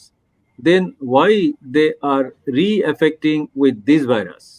হ্যাঁ, এটার কারণটা একটাই, কারণ ওই আমরা যেটা বলি যে একটা ভ্যাকসিনটা যখন বাজারে আসলো তারপরে এটা কিন্তু পোস্ট মার্কেটিং যে সার্ভেলেন্স আমরা যেটা ফেস 4-এ আমরা ফার্মাকোভিজিলেন্সের মাধ্যমে আমরা দেখি, সেটা কিন্তু দেখা হয় না কোনোটারই। যার কারণে এখন পর্যন্ত যে কটা ভ্যাকসিন অ্যাপ্রুভাল পাইছে সবগুলো কিন্তু ইমার্জেন্সি ইউজ অথরাইজেশন আওতায় পাওয়া গেছে। এগুলো কিন্তু নর্মাল যে অ্যাপ্রুভাল সেটা কিন্তু এখন পর্যন্ত কেউ পায় নাই। তো এটা একটাই কারণ এই পোস্ট মার্কেটিং যে সার্ভেলেন্স সেটা কিন্তু এখনো চলছে। হ্যাঁ, যার কারণে এই প্রবলেম হচ্ছে। আর এখানে যে যারা রি-এফেক্টিভ হচ্ছে, কারণ হচ্ছে কোন ভ্যাকসিন কতদিন মানুষকে সুরক্ষা দিবে এটা কিন্তু এখনো সেটা আইডেন্টিফাই করা হয় না, বা সেটা কিন্তু কেউ ডিক্লেয়ার দিতে পারে না। ফাইজার যেমন বলতেছে তাদের 2 ডোজ দেওয়ার পরে প্রতি বছর আবার বুস্টার ডোজ দিতে হবে। হ্যাঁ, তো মডার্না তারাও মোটামুটি এরকমই কথা বলছি। তো এটা আসলে লং টার্ম স্টাডি করলে বলা যাবে যে আসলে প্রতিটা ভ্যাকসিন আসলে কতদিন তাকে সুরক্ষা দিবে। প্রত্যেকটা যেহেতু জরুরি অ্যাপ্রুভাল পাইছে, কাজে এটা আসলে কতদিন তাকে সুরক্ষা দিবে বলা সঠিকভাবে বলা যাবে না। পাশাপাশি যেহেতু অনেক ভ্যাকসিন ইফিকেসি অনেক কম, যেমন চাইনিজ অনেক ভ্যাকসিন আছে 25% ইফিকেসি, জার্মানির একটা ভ্যাকসিন অ্যাপ্রুভাল পাইছে 47% ইফিকেসি, অ্যাস্ট্রাজেনেকারটা 62% ছিল, এরকম অনেক ইফিকেসি কম আছে। তাহলে 100 জনের মধ্যে যদি 62% যদি কাজ করে আর তো 38 জনের তো কাজই করে না, তো তারা তো আবার এফেক্ট হবে। তো কারণ হচ্ছে ইফিকেসি কমের কারণে অনেকে যারা রাইট ডোজটা পাইছে তার কাজ করতেছে, আর যারা রাইট ডোজ পায় না তার কাজ করে নাই। তো এটাও একটা কারণ ছিল। পাশাপাশি হচ্ছে কোন ভ্যাকসিন কতদিন সুরক্ষা দেবে এটা এখন আইডেন্টিফাইড না, যার কারণে অনেকে আবার এফেক্টিভ হচ্ছে। না, এখানে আর কিছু অ্যাড করার দরকার, আমি সেটা হলো যে ওই এর যেহেতু মিউটেশন হয়ে বদলে যাচ্ছে, অনেক সময় সব ভ্যাকসিনগুলি সব মানে মিউটেন্টের ভাবে কাজ করে না, আমাদের শিওর না, এটা একটা বিরাট ব্যাপার। আর তাছাড়া আমি এখানে একটু অ্যাড করি, এটার সাথে একটু অ্যাড করতে স্যার, যে ইন্ডিয়াতে যেটা বলা হচ্ছে যে ডাবল মিউটেন্ট ট্রিপল মিউটেন্ট, তো ডাবল মিউটেন্টের যে ব্যাপারটা ওখানে কিন্তু করোনা ভাইরাসকে বডিতে যখন ঢুকে তখন একটা মিউটেশন তাকে ঢুকতে তাড়াতাড়ি সহযোগিতা করে, আর একটা মিউটেশন সে কি করতেছে সেটাকে রেপ্লিকেট করতে দ্রুত রেপ্লিকেট করতে সহযোগিতা করতেছে। সে কি করতেছে বডিতে যদি অ্যান্টিবডি থাকেও থাকে সেটাকে অ্যাভয়েড করে কিভাবে সে আক্রান্ত হতে পারে সেইভাবে সহযোগিতা করতেছে। অনেক কারণে অনেকে এফেক্টেড হতে পারে। ভ্যাকসিন না, এই কোশ্চেনটা মনে হচ্ছিল ন্যাচারাল ইমিউনিটি। ধরেন কোভিড হলো, তারপর হিল হয়ে যাওয়ার পর সে আবার ইনফেক্টেড হতে পারে, কারণ আমরা তো জানি না এখনো যে আমাদের ন্যাচারাল ইমিউনিটি কতদিন পর্যন্ত বডিতে থাকে। এটা কিন্তু রিসার্চের ব্যাপার, এখনো কন্টিনিউয়াস রিসার্চ গোয়িং অন। আর যেটা স্যার বললো যে বিভিন্ন ভ্যারিয়েন্ট দিয়েও হতে পারে, ধরেন আমি একটা থেকে ভালো হয়ে কিছুদিন পর আবার অন্যটাতে এক্সপোজ হতে পারে, অন্য একটা ভ্যারিয়েন্ট দিয়ে। হ্যাঁ, সেটা একটা প্রবলেম আর কি। এজন্য হচ্ছে মানুষ ভ্যাকসিন দেওয়ার পরও ইনফেক্টেড হচ্ছে, এবার মানে হিলিং মানে একবার কোভিড হওয়ার পরও আবার দ্বিতীয়বার হচ্ছে। এমনি আপনি তো পাবলিক হেলথের লোক, আমার কাছে আমার নিজের একটা জানা আছে যে আসলে আমি যেটা মনে করি যে ভ্যাকসিন ছাড়াও দেখেন বাংলাদেশে কিন্তু মানুষ অন্যান্য দেশের তুলনায় আল্লাহর রহমতে অনেক ভালো আছে, কিন্তু আমাদের কিন্তু মানে ন্যাচারালি আমাদের মনে হয় বেশি ইমিউনিটি বেশি। আর যারা বিশেষ করে একটু মাঠে ঘাটে কাজ করে, যারা হার্ড ওয়ার্কিং, তাদের কিন্তু আসলে করোনা তেমন হচ্ছে না, হলে তেমন প্রভাব পড়ছে না। প্রভাব পড়ছে যারা একটু আরামপ্রিয় তাদেরই ক্ষেত্রে বেশি হচ্ছে, ফিজিক্যাল অ্যাক্টিভিটি যাদের নেই। এবং স্টাডি কিন্তু বলেছে ফিজিক্যাল অ্যাক্টিভিটি থাকলে কিন্তু আপনার কম হবে। আবার ঢাকা শহরে যারা আমরা থাকি, আপনি জানেন যে ভিটামিন ডি এর অভাব আমাদের আছেই, কিন্তু যারা বাইরে কাজ করে তাদের ভিটামিন ডি কিন্তু অনেক তৈরি হয়। সুতরাং শুধু সাপ্লিমেন্টের উপর ভরসা করে না থেকে আমাদের ফিজিক্যাল অ্যাক্টিভিটি বাড়ানো দরকার। ফিজিক্যাল ফিটনেস থাকলে আমরা অনেক ভালো থাকতে পারবো। Lack of vitamin D, zinc, like আমাদের বডিতে কিন্তু এগুলোর অভাব আছে। আমরা সারাক্ষণ এসি রুমের মধ্যে হয়তো বসে সিডেন্টারি লাইফস্টাইল লিড করছি, বাট যারা আমাদের মানে কি বলবো কাজ করে খাচ্ছে, তারা কিন্তু অনেক রোদে মাঠে ঘাটে কাজ করছে, তাদের কম হচ্ছে। তো এটাও রিসার্চের ব্যাপার, এটাও আমাদের একটা মানে রিসার্চ করা দরকার। যে কারণ একটা কোশ্চেন আসছে, আমি দেখেছি এখানে যে ইন্ডিয়াতে এত বেশি হচ্ছে, নেবারিং কান্ট্রিতে আমাদের কেন হচ্ছে না, মানে আমাদের আল্লাহর রহমতে কেন হচ্ছে না। তো এটাও একটা কারণ যে আসলে আমাদের দেশে কিন্তু মানে আমাদের যেমন অ্যালকোহলিজম, আমরা কিন্তু মানে খুব বেশি অ্যালকোহল মানে কেউ আমাদের কনজাম্পশন রেটটা কম, ইন্ডিয়া কিন্তু খুব বেশি। তখন in the effect of alcohol ওদের কিন্তু মানে কি বলবো ক্রাউডেড, মানে ওরা কি বলবো একসাথে মেলামেশাটা কাছাকাছি চলে আসছে, সেটা একটা কারণ। তারপর হাইজিন একটা কারণ, স্যার যেটা বললো ফিজিক্যাল অ্যাক্টিভিটি একটা কারণ, ভিটামিন ডি, জিঙ্ক এগুলা কারণ। হ্যাঁ, এগুলা নিয়ে আরো রিসার্চ করতে হবে যে কেন আসলে এক এক দেশে খুব বেশি ইনফেকশন হচ্ছে, এক এক দেশে হচ্ছে না বা কম হচ্ছে। জি, তো আমার একটা ছোট প্রশ্ন আছে। সারা পৃথিবীতেই আমি একটা ফলাফল দেখতে পাচ্ছি, সেটা হলো শিশুরা করোনায় আক্রান্ত হচ্ছে না। এর পেছনে কি কারণ থাকতে পারে? আমি যতদূর জানি শিশুরা আসলে আক্রান্ত হচ্ছে, কিন্তু সিমটমস খুব শিশু- কম হচ্ছে, মাইল্ড সিমটমস হচ্ছে ওদের। যারা জি জি, আমি জি স্যার এদের করোনা হচ্ছে না বললেই চল। কম হচ্ছে। হ্যাঁ, ওই যে বললাম হয়তো ফিজিক্যাল অ্যাক্টিভিটি কোনো কারণ হতে পারে, বা ওরা মাঠে ঘাটে রোদে হয়তো, আমি জানি না, মানে এই জন্যই তো রিসার্চের দরকার, ডেটা দরকার আমাদের। আসলে এখন কন্টিনিউয়াসলি রিসার্চ করতে হবে, এই যেহেতু এটা একটু নতুন ডিজিজ আমাদের জন্য, মানে একটা বিশ্বের জন্য একটা নতুন না, সেজন্য আসলে আমাদের কন্টিনিউয়াসলি। কিন্তু আমি যতদূর কিছুদিন আগে একটা ওয়েবিনারে দেখেছি, একজন চাইল্ড স্পেশালিস্ট বললো শিশুরা আক্রান্ত হচ্ছে কিন্তু বাংলাদেশে কিন্তু কম, এবং ওদের সিমটমস খুবই মাইল্ড। ওরা জ্বর সর্দি কাশি হয়ে ভালো হয়ে যাচ্ছে, ওদের হয়তো করোনা টেস্টও করা হচ্ছে না, এই জন্য আমরা ডেটাটা পাই না, আমাদের কাছে এরকম ডেটাটা নাই। আপু আর একটা জিনিস একটু খেয়াল করে দেখেন, আসলে শিশুরা কিন্তু ওরা কিন্তু সবসময় অ্যাক্টিভ বেশি, তারপরে ওদের ইমিউন সিস্টেম, আমাদের তো বয়স হওয়ার কারণে যারা বয়স হয়ে গেছে যাদের, তাদের কিন্তু ইমিউনিটি আর ওদের ইমিউনিটি আলাদা, ওরা একদম ফ্রেশ, একদম তো ভালো থাকবেই।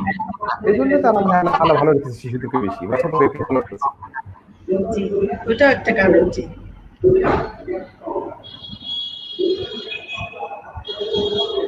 Thank you. আবার ডক্টর মহিউদ্দিনের কাছে একটা প্রশ্ন আছে। বাংলাদেশে কবে বঙ্গভ্যাক্স আপনার প্রেডিকশন কি? এখন বর্তমান যে অবস্থায় আমরা আছি এটা বলা খুব মুশকিল, কারণ আমি যেটা এর আগেও বলেছি যে উন্নত বিশ্বে একটা ড্রাগ ডেভেলপমেন্ট বা ভ্যাকসিন ডেভেলপমেন্ট কিভাবে করতে হয়, এবং সেই প্র্যাকটিসটা অনেক বছর ধরে তাদের দেশে সেটা বিদ্যমান, যার কারণে ওখানে কিন্তু প্যান্ডেমিক সিচুয়েশনে কিভাবে আগায় নিতে হয় আমরা দেখছি। আমেরিকার মডার্না বলেন, ফাইজার বলেন, হ্যাঁ, ওই দেশের যে প্রতিষ্ঠানগুলা এই ডেভেলপমেন্টের কাজ শুরু করেছে তাদেরকে ওই দেশের গভর্নমেন্ট থেকে শুরু করে রেগুলেটরি অথরিটি সবাই একত্রে একই প্ল্যাটফর্ম থেকে কাজ করে তারা কিন্তু 10 মাসে চলে আসে বাজারে। আমরা কিন্তু মডার্না শুরু করছিল 2020 সালের ফেব্রুয়ারিতে, ফাইজার শুরু করেছে 2020 সালের জানুয়ারি, আমরা শুরু করেছি 2020 সালের মার্চে। তো ওনারা ডিসেম্বরে চলে আসছে, আমরা কিন্তু জানুয়ারি ফেব্রুয়ারিতে থাকার কথা বাজারে, কিন্তু আমাদের দেশে কিন্তু আমরা সেটা পারি নাই, ওই শুধুমাত্র ওই কালচারের অভাবে। হ্যাঁ, তো আমরা দেখেন যে বাংলাদেশে আমরা বর্তমানে যে সিচুয়েশনে আছি, আমরা বঙ্গভ্যাক্স নিয়ে যে ক্লিনিক্যাল ট্রায়ালের পূর্ব শর্ত হচ্ছে যে একটা ইথিক্যাল ক্লিয়ারেন্স নিতে হবে বাংলাদেশ মেডিকেল রিসার্চ কাউন্সিল থেকে। হ্যাঁ, তার এটা হচ্ছে একটা অটোনোমাস বডি, তাদেরকে দেখা হয় স্বাস্থ্য মন্ত্রণালয়ের স্বাস্থ্য শিক্ষা বিভাগ। আর অন্যদিকে ড্রাগ অথরিটি রয়েছে, ড্রাগ অ্যাডমিনিস্ট্রেশন হচ্ছে, ওনারা ক্লিনিক্যাল ট্রায়াল অনুমতি দিবেন, আর আমাদেরকে বঙ্গভ্যাক্স উৎপাদনের লাইসেন্স দিবেন ওনারা আবার স্বাস্থ্য সেবা বিভাগের অধীনে। এখন দেখা গেছে আমাদের গত ডিসেম্বরে স্বাস্থ্য সেবা বিভাগের সচিব, ড্রাগ অ্যাডমিনিস্ট্রেশন এবং স্বাস্থ্য অধিদপ্তর ঊর্ধ্বতন কর্মকর্তাদের নিয়ে আমাদের ফ্যাসিলিটি ভিজিট করে একটা টেকনিক্যাল টিম করে দিছে। সেই টিম আমাদের সাথে কাজ করে ক্লিনিক্যাল ট্রায়ালের ইনভেস্টিগেটর টিমের মেম্বারও হয়েছে কয়েকজন, হয়ে তারা কিন্তু মিলেই কিন্তু ক্লিনিক্যাল ট্রায়াল প্রোটোকলটা বিএমআরসিতে জমা দিছে। এবং ডিসেম্বর 28 তারিখ ড্রাগ অ্যাডমিনিস্ট্রেশন আমাদেরকে ট্রায়ালের জন্য বঙ্গভ্যাক্স উৎপাদনের লাইসেন্সও দিয়ে দিছে। অথচ এই বিএমআরসিতে আজকে 17 জানুয়ারিতে আমরা জমা দিছি প্রোটোকল, আজকে 5 মাস পার হয়ে গেছে, ওখান থেকে আমরা এখন পর্যন্ত ইথিক্যাল ক্লিয়ারেন্সটি পাইনি। এতদিনে শুনতেছি যে তারা আমাদেরকে শর্ত সাপেক্ষে দিবে, কিন্তু আমরা জানি না শর্তটা কি, কারণ আমরা এখনো চিঠিটা পাই নাই। আর তার আগে তারা কিন্তু কিছু আমাদের কোয়ারি দিছিল, ফেব্রুয়ারি মাসের 11 তারিখ আমরা একটা চিঠি পাইছিলাম, শতাধিক কোয়ারি দিছিল, আমরা সেই কোয়ারিগুলো যথাযথ উত্তর কিন্তু আমরা দিয়ে দিছিলাম, সেটা 17 ফেব্রুয়ারিতে। হ্যাঁ, কিন্তু ওখান থেকে কিন্তু আর কোনো রিপ্লাই আসে নাই। এখন শুনতেছি শর্ত সাপেক্ষে দিবে, শর্তটা কি জানি না। যদি অযৌক্তিক কোনো শর্ত দেয় তাহলে আমরা বুঝবো যে এটা সহসে আর আসতেছে না, আর যদি যৌক্তিক কোনো শর্ত দেয় আমরা সেটা তো অবশ্যই আগে থেকে বলে আসছি। হ্যাঁ, কারণ সায়েন্স তো সারা পৃথিবীতে একইভাবে চলে। হ্যাঁ, তো আমাদের এমআরএনএ ভ্যাকসিন বিশ্বের অন্যান্য দেশে যারা এমআরএনএ ভ্যাকসিন ডেভেলপ করছে, অ্যাপ্রুভাল পেয়েছে যে প্রসিডিউরে, আমরা সেভাবে চাইছি, সেভাবে দিলে হয়তো 5-6 মাস পরে আসতে পারে, আদারওয়াইজ নাও আসতে পারে। না আসলে কি আমাদের দেশে কিন্তু এমনি গবেষণার কালচারটা স্লো। আমাদের ধরেন যে কোনো বিষয়ে বাংলাদেশের ফার্মাসিউটিক্যাল সেক্টর কিন্তু অনেক ডেভেলপ করছে, এটা আমাদের ঈশ্বরীয় সাফল্য পেয়েছে। আমাদের নর্মাল যে ওষুধপত্র আমরা বিদেশে রপ্তানি করছি, আমরা নিজেদেরটা তো আমরা ফুলফিল করছি, বাইরেও রপ্তানি করছি। আবার অনেক ওষুধ যেগুলো বায়োলজিক্যাল প্রোডাক্ট বাংলাদেশে তৈরি হচ্ছে। তো এখন আমাদের যদি বেসিক রিসার্চ বড় বড় কোম্পানিগুলো শুরু করে তাহলে তো আমাদের হয়তো বা আরো সহজ হবে। শুধু একটা কোম্পানি ট্রায়াল দিলেই যে আবার সাকসেসফুল এটাও না কিন্তু। কারণ আপনি দেখুন করোনা ভ্যাকসিন নিয়ে কিন্তু অনেকগুলো ট্রায়াল হয়েছে অনেক দেশে, সবগুলো কিন্তু সকলের মুখ দেখে নাই। একটা ক্যান্ডিডেট নিয়ে আমরা আশা করতে পারি যে আলহামদুলিল্লাহ হয়তো ভালো হবে, কিন্তু এমন না যে সবকিছু ঠিক হলেও বিএমআরসি পারমিশন দিয়ে দিল, ট্রায়াল হলো, দেখা গেলো ট্রায়ালে হয়তো সব নাও হতে পারে। তবে আমাদের সুখের খবর যে আমাদের ওই চেষ্টা করা হচ্ছে যাতে করে আমাদের লোকাল যে কোম্পানিগুলো বড় বড় কোম্পানিগুলো আছে যারা ভ্যাকসিন এখন তৈরি করছেন, ওনারা যদি টেকনোলজি পেয়ে যায়, ওনারা যদি সুযোগ পেয়ে যায় তৈরি করা, তাহলে আমরা খুব র্যাপিডলি কিন্তু আমাদের দেশে সাপ্লাই দিতে পারবো, কিন্তু সেটা সময়ের ব্যাপার।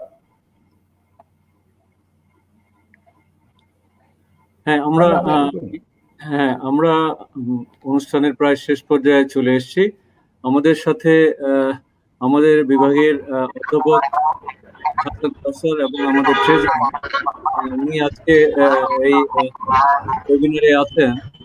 আমি তাকে কিছু বলার জন্য, যদি উনি ইচ্ছা প্রকাশ করেন আজকে আমরা যে ডিসকাশনটা করলাম তার উপরে। প্রফেসর হাসান। স্যার ধন্যবাদ। শুনতে পাচ্ছেন স্যার? হ্যাঁ শোনা যাচ্ছে, বলো।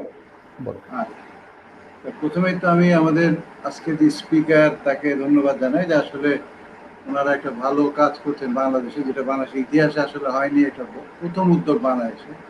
তো সুতরাং যে কোনো প্রথমে আসলে ইতিহাস তৈরি করে, তো ওনারা একটা ইতিহাস তৈরি করেছেন যে ভ্যাকসিন তৈরির মতো একটা বড় একটা চিন্তা ভাবনা আসলে ওনারা করেছেন। আমরা গ্লোব বায়োটেক বা গ্লোব ফার্মাসিউটিক্যালসের ব্যাপারে জানি যে আমরা আসলে ফার্মাসিউটিক্যাল ইন্ডাস্ট্রি, উনিও আমার মানে জানেন বা আমরা সবাই জানি যে আসলে ফার্মাসিউটিক্যাল বলতে আমরা যেই ইন্ডাস্ট্রিগুলির কথা বলি বা যেখানে বলি, হয়তো শুরুর দিকে আমরা গ্লোবের কথা অনেক সময় বলি না, কিন্তু গ্লোব যে জিনিসটা দেখিয়েছে যে তারা বাংলাদেশে আসলে এই ভ্যাকসিন তৈরির ক্ষেত্রে আসলে কি ইতিহাস তৈরি করেছে, এবং ইনশাআল্লাহ তারা হয়তো এটাতে সফল হয়েও যাবে। তো একটা জিনিস আমি বলি যে আমরা আসলে এই গত 1-1.5 বছর ধরে কতগুলো নতুন নতুন শব্দ শিখেছি। কোয়ারেন্টাইন শিখেছি, আইসোলেশন শব্দটা শিখেছি আমরা খুব ভালো, তার সাথে ভ্যাকসিন শিখেছি। ভ্যাকসিন যখনই আমরা শিখলাম তখনই মানে ভ্যাকসিন বলতেই মনে হতো একটা আশা, মানে কোভিড থেকে, করোনা থেকে আমরা আসলে মনে হয় ভালো হয়ে যাব, বের হয়ে যাব। তো এই ভ্যাকসিনটা আমাদের কাছে চলে আসছে, ভ্যাকসিন আমরা পেয়ে গেছি, হয়তো বিদেশ থেকে আমরা ইম্পোর্ট করেছি। আমরা এক সময় আমরা ওই যে 82 সালের আগে আমরা অনেক অনেক ওষুধ আসলে বিদেশ থেকে নিয়ে আসতাম, 65%, 62% ওষুধ, 70% ওষুধ বিদেশ থেকে আমরা ইম্পোর্ট করে খেতাম। সেই জায়গায় আমরা এখন 2%-এরও কম ওষুধ এখন ইম্পোর্ট করি, কিন্তু তার চেয়ে বেশি ওষুধ আবার আমরা এক্সপোর্টও করি। তো সুতরাং আমাদের দেশের ফার্মাসিউটিক্যাল ইন্ডাস্ট্রিতে সক্ষমতা আছে, তারা নিজেরা যে ওষুধের যে তৈরি, ওষুধে আমাদের চাহিদা মতো ওষুধ আমাদেরকে দিতে পারছে। সুতরাং একসময় না একসময় আমরা ভ্যাকসিনও তৈরি করতে হবে। একসময় আমাদের দেশের কোম্পানিগুলো শুধু লিকুইড সিরাপ তৈরি করতো। আমরা এখন কিন্তু আমরা হাই টেকনোলজির প্রোডাক্টগুলি আমাদের দেশে কিন্তু তৈরি করছে, এবং আমাদের দেশ থেকে এই ধরনের হাই টেকনোলজি প্রোডাক্ট বিদেশেও রপ্তানি হচ্ছে। সুতরাং আমরা হোপফুল, ইনশাআল্লাহ খুব শিগগিরই হয়তো আমরা ভ্যাকসিন তৈরিটা পাবো। যেই বাধাটুকুর কথা আমাদের ডক্টর মহিউদ্দিন বললেন যে হয়তো রেগুলেটরি কিছু বাধা আছে বা হয়তো সমন্বয়ের কিছু অভাব আছে, আশা করি যে ওনারা যেহেতু পাইনিয়ার, ওনারা যেহেতু প্রথম, ওনারা চলতে গেলে ওনাদেরকে পথ তৈরি করে করে আগাতেই হবে, খুব স্বাভাবিক। কারণ আমাদের দেশের যারা রেগুলেটরি বডি আছে তারা এই বিষয়গুলির সাথে খুব একটা পরিচিত না। আমি নিজেই জানি যে ডিজিডিএ, বিএমআরসি, এদের ভিতর যে একটা সমন্বয় থাকার কথা, এটা কিন্তু এই পরিস্থিতির আগে কিন্তু খুব বেশি আমরা দেখি নাই, বা এটা ডিজিডিও কখন উপলব্ধি করেছে কিনা যে ওনাদের সাথে নিপসমের একসাথে কাজ করার দরকার আছে, আইসিডিডিআর একসাথে কাজ করা দরকার আছে, আমার মনে হয় না কখনো ওনারা চিন্তা করেছেন। কিন্তু এখন হয়তো এই মানে সময়টা এসেছে, চিন্তা করবে। এটা গ্লোব বায়োটেকের মাধ্যমে এই কাজগুলো আসলে হচ্ছে। স্যারদের মানে রিসার্চ যেটা বলছিলেন যে আসলে কতদিনে হবে, আসলে আমরা জানি যে একটা ওষুধ, নতুন একটা ওষুধ আসতে প্রায় 15 থেকে 20 বছর সময় আমাদের লেগে যায়। এবং আমরা এই ভ্যাকসিনের যে ইতিহাসও জানি যে অনেক ভ্যাকসিন 50 বছরে এসেছে, কোনো ভ্যাকসিন 20 বছরে এসেছে, 25 বছরে এসেছে, অনেক ভ্যাকসিন এখন আসেইনি। তো মানে আমরা অনেকেই জানি এইডস এর কথা বলতে পারি, বা এই ধরনের আরো অনেক ডিজিজ আছে যেগুলো এখন পর্যন্ত কিন্তু স্ট্রাগল করেই যাচ্ছি। ওষুধ আবিষ্কার হচ্ছে, ওষুধ ফেল করছে, ভ্যাকসিন হচ্ছে, ভ্যাকসিন ফেল করছে। কিন্তু সেই দিক থেকে আমরা বলবো যে করোনার ক্ষেত্রে আসলে এটা মানে আমরা অনেক ফরচুনেট যে আমরা বেশ কিছু ভ্যাকসিন আসলে আমরা সাকসেসফুলি পেয়ে গেছি।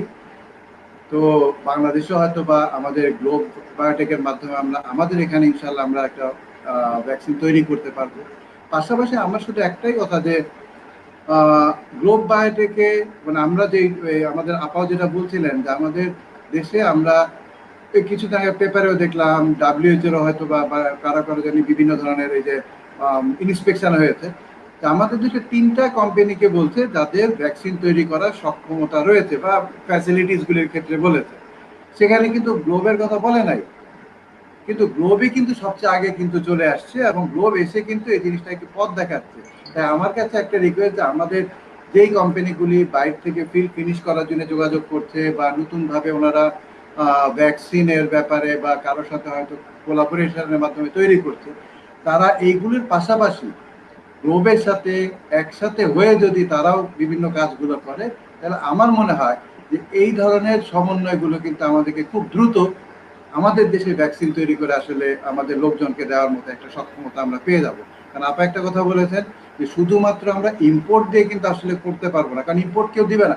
ইন্ডিয়া ইম্পোর্টের জন্য প্রথমে শুরু করেছিল, কিন্তু যখন নিজেদের অবস্থা খারাপ হয়ে গেল তখন তারাই বাধ্য হলো কিন্তু বন্ধ করতে। ঠিক ওরকম আজকে আমরা হয়তো চায়না থেকে আনছি, কালকে চায়না বন্ধ করে দিতে পারে, পরশুদিন রাশিয়ার কথা বলবো, রাশিয়া হয়তো বন্ধ করে দিতে পারে। সো আমাকে আমার মতো তৈরি করতে হবে। তো তার জন্য যদি যেই কোম্পানিগুলির সক্ষমতা রয়েছে তারা গ্লোবের সাথে একসাথে হয়ে কাজ করে, তাইলে এদিক থেকেও কিন্তু আমরা একটা ভালো আশার আলো দেখতে পাবো ইনশাল্লাহ। আমরা সবাই গ্লোব বায়োটেক, ডক্টর মহিউদ্দিন, ওনাদের সবারই সাফল্য কামনা করি। ইনশাল্লাহ খুব শিগগিরই ওনারা আমাদের একটা ভালো সুখবর দিবে এবং ইনশাল্লাহ আমরা খুব শিগগিরই হয়তো ওনাদের ভ্যাকসিন আগামী 2-1 বছর পরে হয়তো বা দেখা যাবে যে ডোজ হিসাবে নেওয়া শুরু করেছে। ধন্যবাদ স্যার। ধন্যবাদ স্যার আপনাকে। ধন্যবাদ আমাদের অধ্যাপক মোহাম্মদ হাসান স্যার। আমরা একটা জিনিস আমি বাংলাদেশে অ্যান্টিবায়োটিক যেভাবে আগে ব্যবহার হতো, আমি নিজেও আমার মনে আছে প্রতিদিন ক্লোরামফেনিক্যাল এত উৎপাদন করেছে এই টাইফয়েডের জন্য। এখন কিন্তু সেই টাইফয়েডের ভ্যাকসিন চলে, যে অন্যান্য অ্যান্টিবায়োটিক আছে এগুলোর কিন্তু সাবস্টিটিউট হিসাবে এই বায়োলজিক্স গুলো আসা শুরু করেছে এবং ভবিষ্যতে আমি খুবই আশাবাদী গ্লোবের মধ্যে যদি আরো কয়েকটা কোম্পানি আসে তাহলে আমাদের ওই অ্যান্টিবায়োটিক ব্যবহার কমে যাবে, ইরাশনাল ইউজ অফ অ্যান্টিবায়োটিক্স হবে না এবং আমাদের স্বাস্থ্য আরো সবার স্বাস্থ্য, জনস্বাস্থ্য আরো উন্নত দিকে থাকবে। তো আমার ব্যক্তিগত আশা যে গ্লোব বায়োটেক খুব তাড়াতাড়ি বাজারে আসুক এবং আমাদের সবাইকে সেবা প্রদান করবে। ধন্যবাদ আমাদের ডক্টর মোহাম্মদ মহিউদ্দিন। আজকে আমাদের এই ওয়েবিনার অনুষ্ঠানের সম্মানিত প্রধান অতিথি আমাদের স্টেট ইউনিভার্সিটি অফ বাংলাদেশের উপাচার্য professor doctor Anwar Kabir, vice chancellor State University Bangladesh. আমি রিকোয়েস্ট করব তাকে আজকের কিছু বলার জন্য। প্রফেসর ডক্টর আনোয়ার কবির।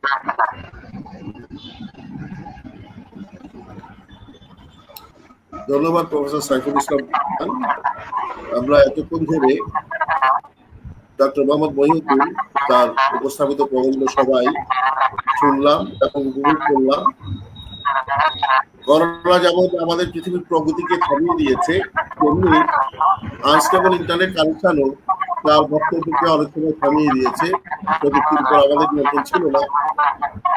এই অংশটুকু বাদ দিলে আমি আশা করি যে আলোচনা এবং দর্শকের পর্ব দুটি অত্যন্ত কার্যকর বলে আমার কাছে মনে হয়েছে।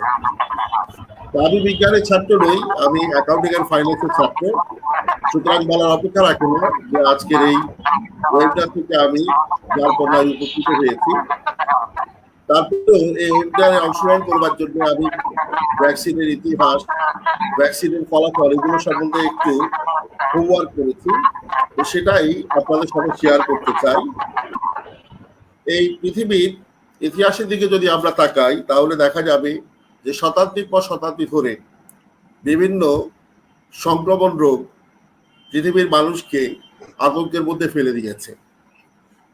বেশি দূর আগের কথা নয়, আমরা যদি মার্কিন যুক্তরাষ্ট্রের যে এক্সপ্লোরার কলম্বাসের ইতিহাসের দিকে তাকাই, তিনি 1494 সালে যখন আমেরিকা এক্সপ্লোর করেন তখন তিনি যেমন অনেকগুলো ভালো জিনিস সেখানে নিয়ে গিয়েছিলেন, তেমনি অনেকগুলো সংক্রমণ রোগও কিন্তু তিনি নিয়ে গিয়েছিলেন। আবার ওয়াশিংটন ডিসিতে ক্ষুদ্র নৃগোষ্ঠীর যে জাদুঘর আছে সেটা ভিজিট করবার সৌভাগ্য হয়েছিল। সেখানে আমি জানতে পেরেছি যে কলম্বাস কমপক্ষে 32টি সংক্রামক রোগ আমেরিকা নিয়ে গিয়েছিলেন ইউরোপ থেকে, এবং যেই রোগগুলোর ইমিউনিটি, যেগুলোকে প্রতিরোধ করবার ক্ষমতা আদি আমেরিকানদের ছিল না। এবং এই রোগগুলোর মধ্যে আছে small Fox, diphtheria, chicken Fox, measles, influenza, cholera, malaria এবং অন্যান্য রোগ। এবং দেখা গেছে কেবল স্মল ফক্সেই 1519 সালের মধ্যে, অর্থাৎ কলম্বাসের পদার্পণের 25 বছরের মধ্যেই রেড ইন্ডিয়ানদের 95% মানুষ উজাড় হয়ে গেছে। তো সুতরাং সে সময়ে এই যে কলম্বাসের যে অবদান আমেরিকার উপরে, সেটাকে আমরা বলবো যে রেড ইন্ডিয়ানদের উজাড় করবার ক্ষেত্রে তার একটা বিরাট অবদান ছিল। আমরা স্প্যানিশ ইনফ্লুয়েঞ্জার কথা জানি। আমরা জানি যে আজ থেকে প্রায় 100 বছর আগে এই ইনফ্লুয়েঞ্জা বা স্প্যানিশ ফ্লুতে প্রায় 50 কোটি মানুষ আক্রান্ত হয়েছিলেন। সরকারি রেকর্ড বলছে এতে কমপক্ষে 1,70,00,000 লোক মারা গেছেন, কিন্তু অসমর্থিত তথ্য বলছে যে হয়তো সেই ফ্লুতে প্রায় 10 কোটি মানুষ মারা গিয়েছিল। তা আমরাও বাংলাদেশের মানুষ, আমরা এক সময় শৈশবে শুনেছি যে একটা কথা বলা হয় যে যার হয় যক্ষা তার নাই রক্ষা। কিন্তু আমরা জানি যে মিসিসিপিতে আবিষ্কার হয়েছে। সারা পৃথিবীতে ভ্যাকসিন আবিষ্কারের ক্ষেত্রে যে প্রতিষ্ঠানটি পথিকৃৎ হিসেবে বিবেচিত পাস্তুর ইনস্টিটিউট, সেই পাস্তুর ইনস্টিটিউটের বিজ্ঞানী আলবার্ট ক্যালমেট এবং তার সহযোগী জামেরি গুরেন, তারা মিলে 1919 সালে এই টিকা আবিষ্কার করেছিলেন, যার ফলে অনেক শিশু এই যক্ষা থেকে রক্ষা পেয়েছে। আর দ্বিতীয় বিশ্বযুদ্ধের পর যদি আমরা পর্যবেক্ষণ করি, সবচেয়ে যেই বিষয়টি সারা পৃথিবীকে সমানভাবে আতঙ্কিত করেছে সেটা হলো করোনা। আমাদের বাংলাদেশে 8ই মার্চ 2020 সালে প্রথম করোনা ডিটেক্টেড হয়। এর 1 মাস আগেও কিন্তু আমরা জানতাম না যে করোনা এভাবে সারা পৃথিবীকে এবং আমাদের বাংলাদেশকে বিপর্যস্ত করবে। এখন পর্যন্ত আমার কাছে যে তথ্য আছে, করোনা এই পর্যন্ত প্রায় 38 লক্ষ লোক মারা গেছে। এটা হলো সরকারি রেকর্ড, বেসরকারি রেকর্ড এর চেয়ে অনেক বেশি হতে পারে। ভারতে মারা গেছে 4 লাখ মানুষ। বাংলাদেশে সরকারি তথ্য অনুযায়ী 15,000 মানুষ মারা গেছে। তো সুতরাং এই যে বিপুল পরিমাণ প্রাণহানি, আমরা গত 20-50 বছরে এই ধরনের প্রাণহানি দেখি নাই। আমরা এক সময় শুনেছি যে ওলা উঠলে, কলেরা হলে হাজার হাজার মানুষ মরে যায়। কিছুদিন আগে একটা প্রবন্ধে দেখলাম যে 150 বছর আগে ঢাকা সদরঘাটে এরকম কলেরা হয়েছিল, মানুষ ঢাকা শহর ছেড়ে চলে গিয়েছিল। তা এখন আমরা দেখতে পাচ্ছি যে এটা এমন একটা সংক্রামক ব্যাধি যেটা আবার বৃদ্ধ বনিতা সবাইকেই আক্রান্ত করেছে, এবং এটা ধনী গরিব কারোর মধ্যে কোনো বৈষম্য তৈরি করে নাই, সবাইকে কম বেশি আক্রান্ত করেছে। তবে আজকে আলোচনায় যেটা আমি জানতে পারলাম, আমাদের প্রফেসর আব্দুর রশিদ বললেন যে যারা খেটে খাওয়া মানুষ, তাদের মধ্যে বডি ইমিউনিটি যেহেতু তৈরি আছে, অ্যান্টিবডি তৈরি আছে, তারা কম আক্রান্ত হয়েছে।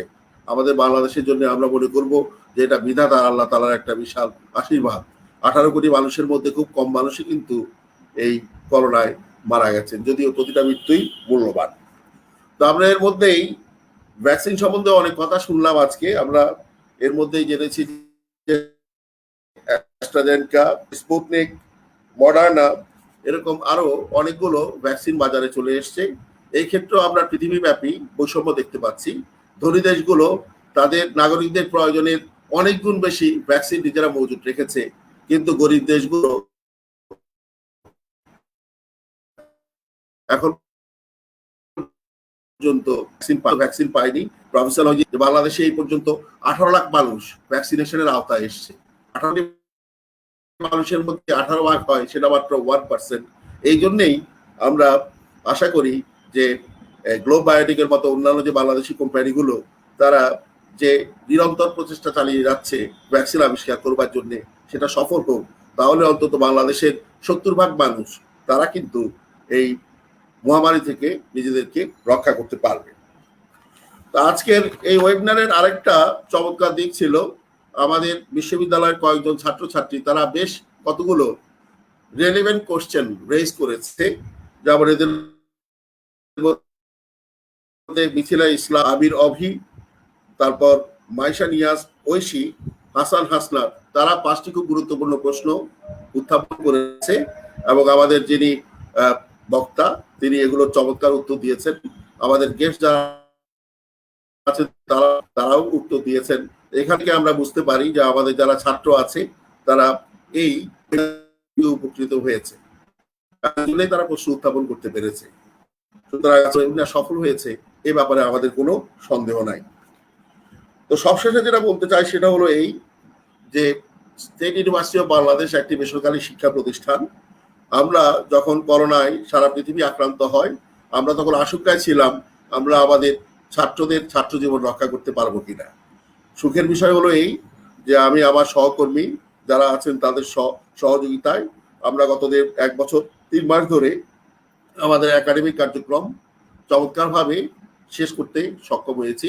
এই জন্য ফার্মাসি ডিপার্টমেন্টের অ্যাডভাইজার প্রফেসর রশিদ, আমাদের ফার্মাসি অ্যান্ড হেলথ সায়েন্সের dean professor Yasmin, professor Saiful Islam Pathan, আমার সহকর্মী ট্রেজারার হাসান কাউসার, তারা আমাকে সবসময় সহযোগিতা করেছে। সুতরাং এই কোভিডের মধ্যেও আমরা কিন্তু আমাদের কাজগুলো করে যেতে সক্ষম হয়েছি। কিন্তু সবশেষে আমি একটা প্রশ্ন রেজ করতে চাই, সেটা হলো আমাদের ছাত্ররা কবে ভ্যাকসিন পাবে। তা আমরা অলরেডি একটা তালিকা প্রাইভেট ইউনিভার্সিটি অ্যাসোসিয়েশনের মাধ্যমে ইউজিসিতে পাঠিয়েছি, ইউজিসিকেও আলাদাভাবে পাঠিয়েছি। তা আমরা অপেক্ষা আছি আমাদের ছাত্ররা কবে ভ্যাকসিন পাবে। আমাদের ক্যাম্পাসে অনেক সময় মনে হয় যে এটা ঋতুপুরীতে পরিণত হয়েছে, ছাত্রছাত্রীদের সমাগম নাই। যদিও এখন কোনো ছাত্রছাত্রী ল্যাব ক্লাস করতে আসছে, ইউজিসি নিয়ম অনুযায়ী আমরা সেটা করছি।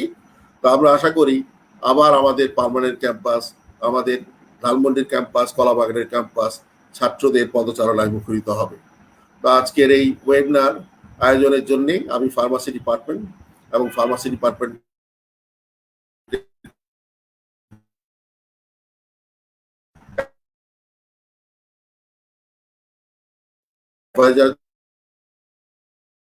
ডক্টর আব্দুর রশিদ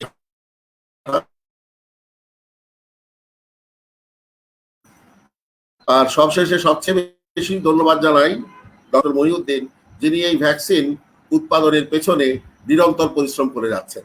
এরকম অনেক বিজ্ঞানী আছেন সারা পৃথিবীতে যারা তাদের জীবন বিসর্জন দিয়ে আমাদের মৃত্যু সঞ্জীবনী সুধা দান করে গেছেন। আমরা মেরি কুরির কথা বলতে পারি। তো সুতরাং ডক্টর মহিউদ্দিন এবং তার সহকর্মী তারা যে কাজ করেছেন এটা নিশ্চয়ই আমাদের বাংলাদেশ তথা সারা পৃথিবীর মানুষের জন্য একটা মাইলস্টোন। তারা তাদের ভালো কাজগুলো অব্যাহত রাখুন। আমরা ডক্টর মহিউদ্দিন এবং তার সহকর্মী তাদের সুস্বাস্থ্য কামনা করি। সুতরাং এখানেই আমি শেষ করছি। আল্লাহ হাফিজ।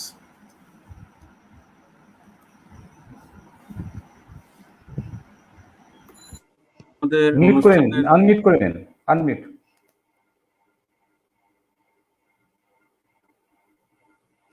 আবার মিউট হয়ে গেল।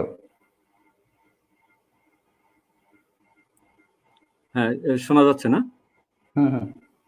হ্যাঁ, ধন্যবাদ মাননীয় উপাচার্য। আমাদের এই অনুষ্ঠানে এতক্ষণ ধরে আপনার মূল্যবান সময় দিয়ে আপনি যেভাবে আশাবাদ ব্যক্ত করলেন আমাদের বিশ্ববিদ্যালয়ের উন্নতি এবং যে বঙ্গ ভ্যাকসিন যেটা ডক্টর মোহাম্মদ মহিউদ্দিন তার সাথে জড়িত, আমি আশা করব যে এই গ্লোব বায়োটেক খুব তাড়াতাড়ি তাদের এই ভ্যাকসিন বাজারজাত করতে পারবেন। এবং আমরা আরেকটা জিনিস বিশ্বাস করি যে আমাদের ছাত্রছাত্রীদের যে পদচারণা ছিল বিশ্ববিদ্যালয়ে, সেই পদচারণা নেই বললেই চলে, কেন বিশ্ববিদ্যালয়ের প্রাণ হচ্ছে আমাদের ছাত্রছাত্রী। আমরা আশা করব খুব তাড়াতাড়ি এই করোনা বাংলাদেশ থেকে, সারা পৃথিবী থেকে চলে যাবে এবং আমরা সবাই মিলে একসাথে কাজ করব। আবার আমাদের বিশ্ববিদ্যালয়ে আমাদের ছাত্রছাত্রীদের পদচারণায় ভরে উঠবে এবং আমরা জাতি হিসাবে আমাদের দেশকে আমরা আরো উন্নতির শিখরে নিয়ে যেতে পারবো। আমি এই পর্যায়ে আমাদের অনুষ্ঠানের সম্মানিত আজকের session chair professor doctor Mohammad Abdur Rashid ওনার মূল্যবান বক্তব্য রাখবেন এবং সেই সঙ্গে আমাদের আজকের অনুষ্ঠান আমরা শেষ করব। Professor doctor Mohammad Abdur Rashid. ধন্যবাদ মিস্টার সাইফুল ইসলাম পাঠান।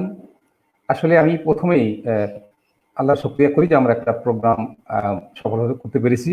আল্লাহ শুকরিয়া এটা এর জন্য প্রথমেই। আর যারা এর সাথে জড়িত সংশ্লিষ্ট সকলের প্রতি আমি কৃতজ্ঞতা জানাচ্ছি। আমি ধন্যবাদের পর্বটা আসলে শেষ করে নিতে পরে আমি এটা সংক্ষিপ্ত বক্তব্য রাখবো। আমাদের ডক্টর মহিউদ্দিন, যিনি আমাদের স্টুডেন্ট সরাসরি এবং যাকে আমি পড়িয়েছি, আমাদের বড় জিনিস হলো যে আমাদের দেশে ওষুধ নিয়ে অনেক কাজ হচ্ছে।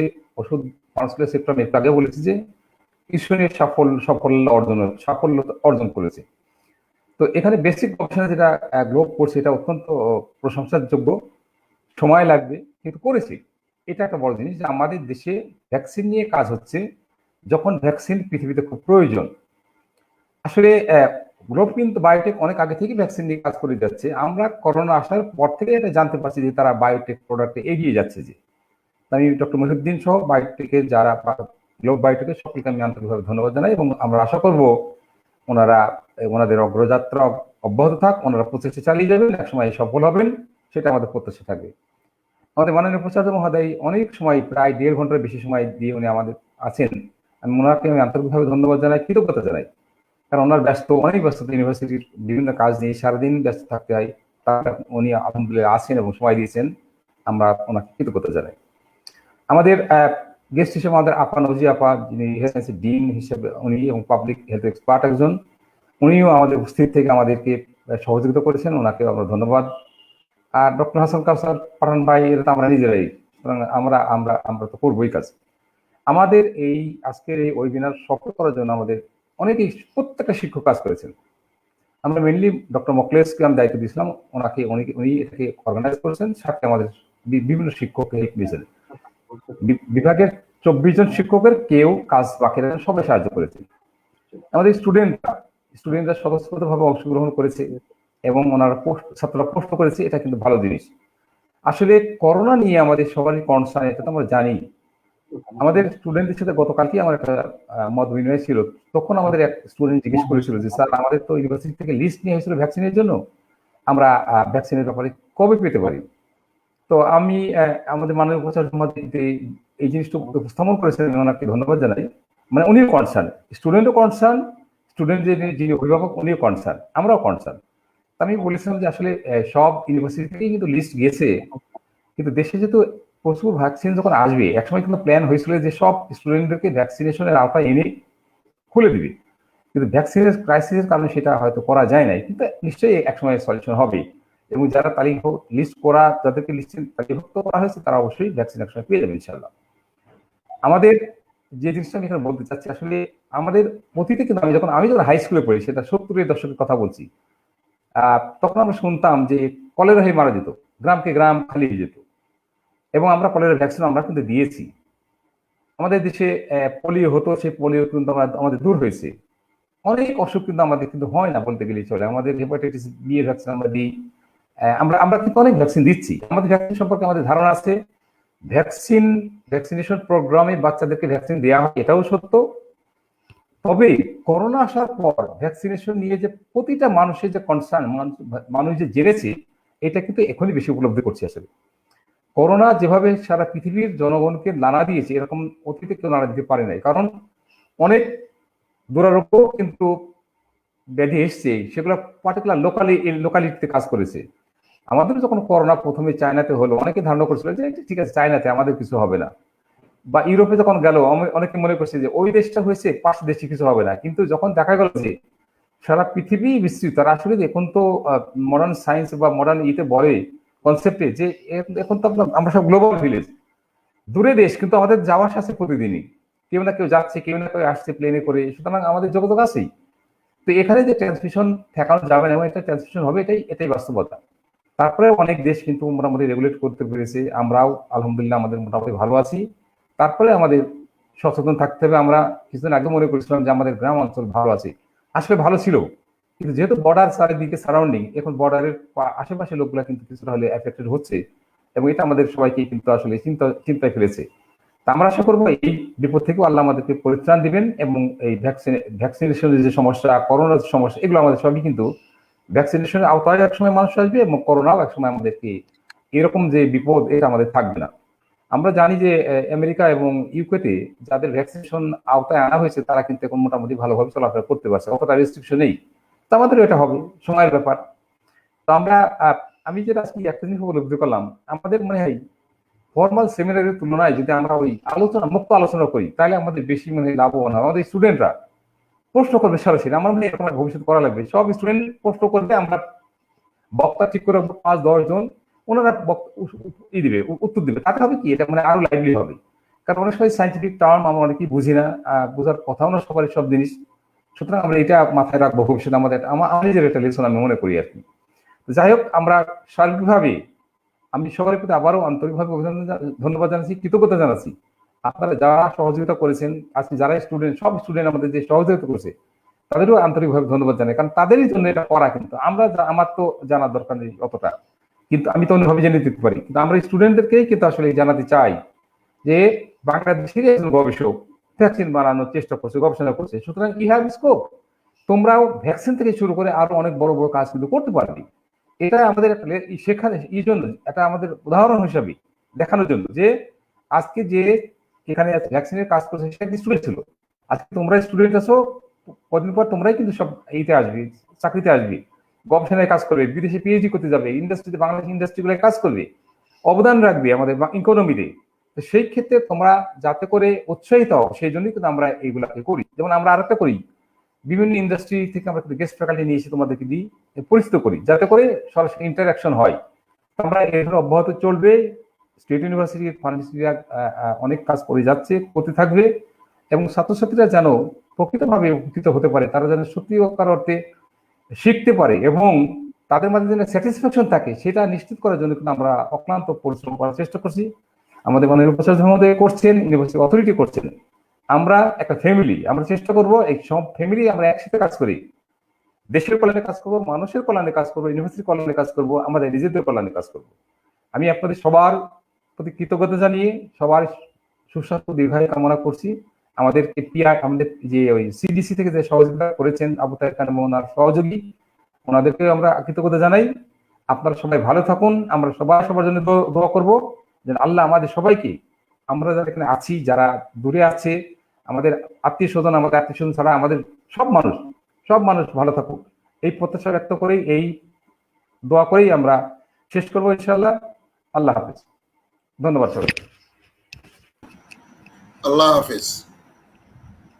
আল্লাহ হাফেজ। এই বক্তব্যের সাথে আমাদের অনুষ্ঠান শেষ হচ্ছে। আমরা আবার অনুষ্ঠানের আয়োজন করবো। সবাইকে আমরা সবাই সুস্থ থাকবো। আসসালামু আলাইকুম।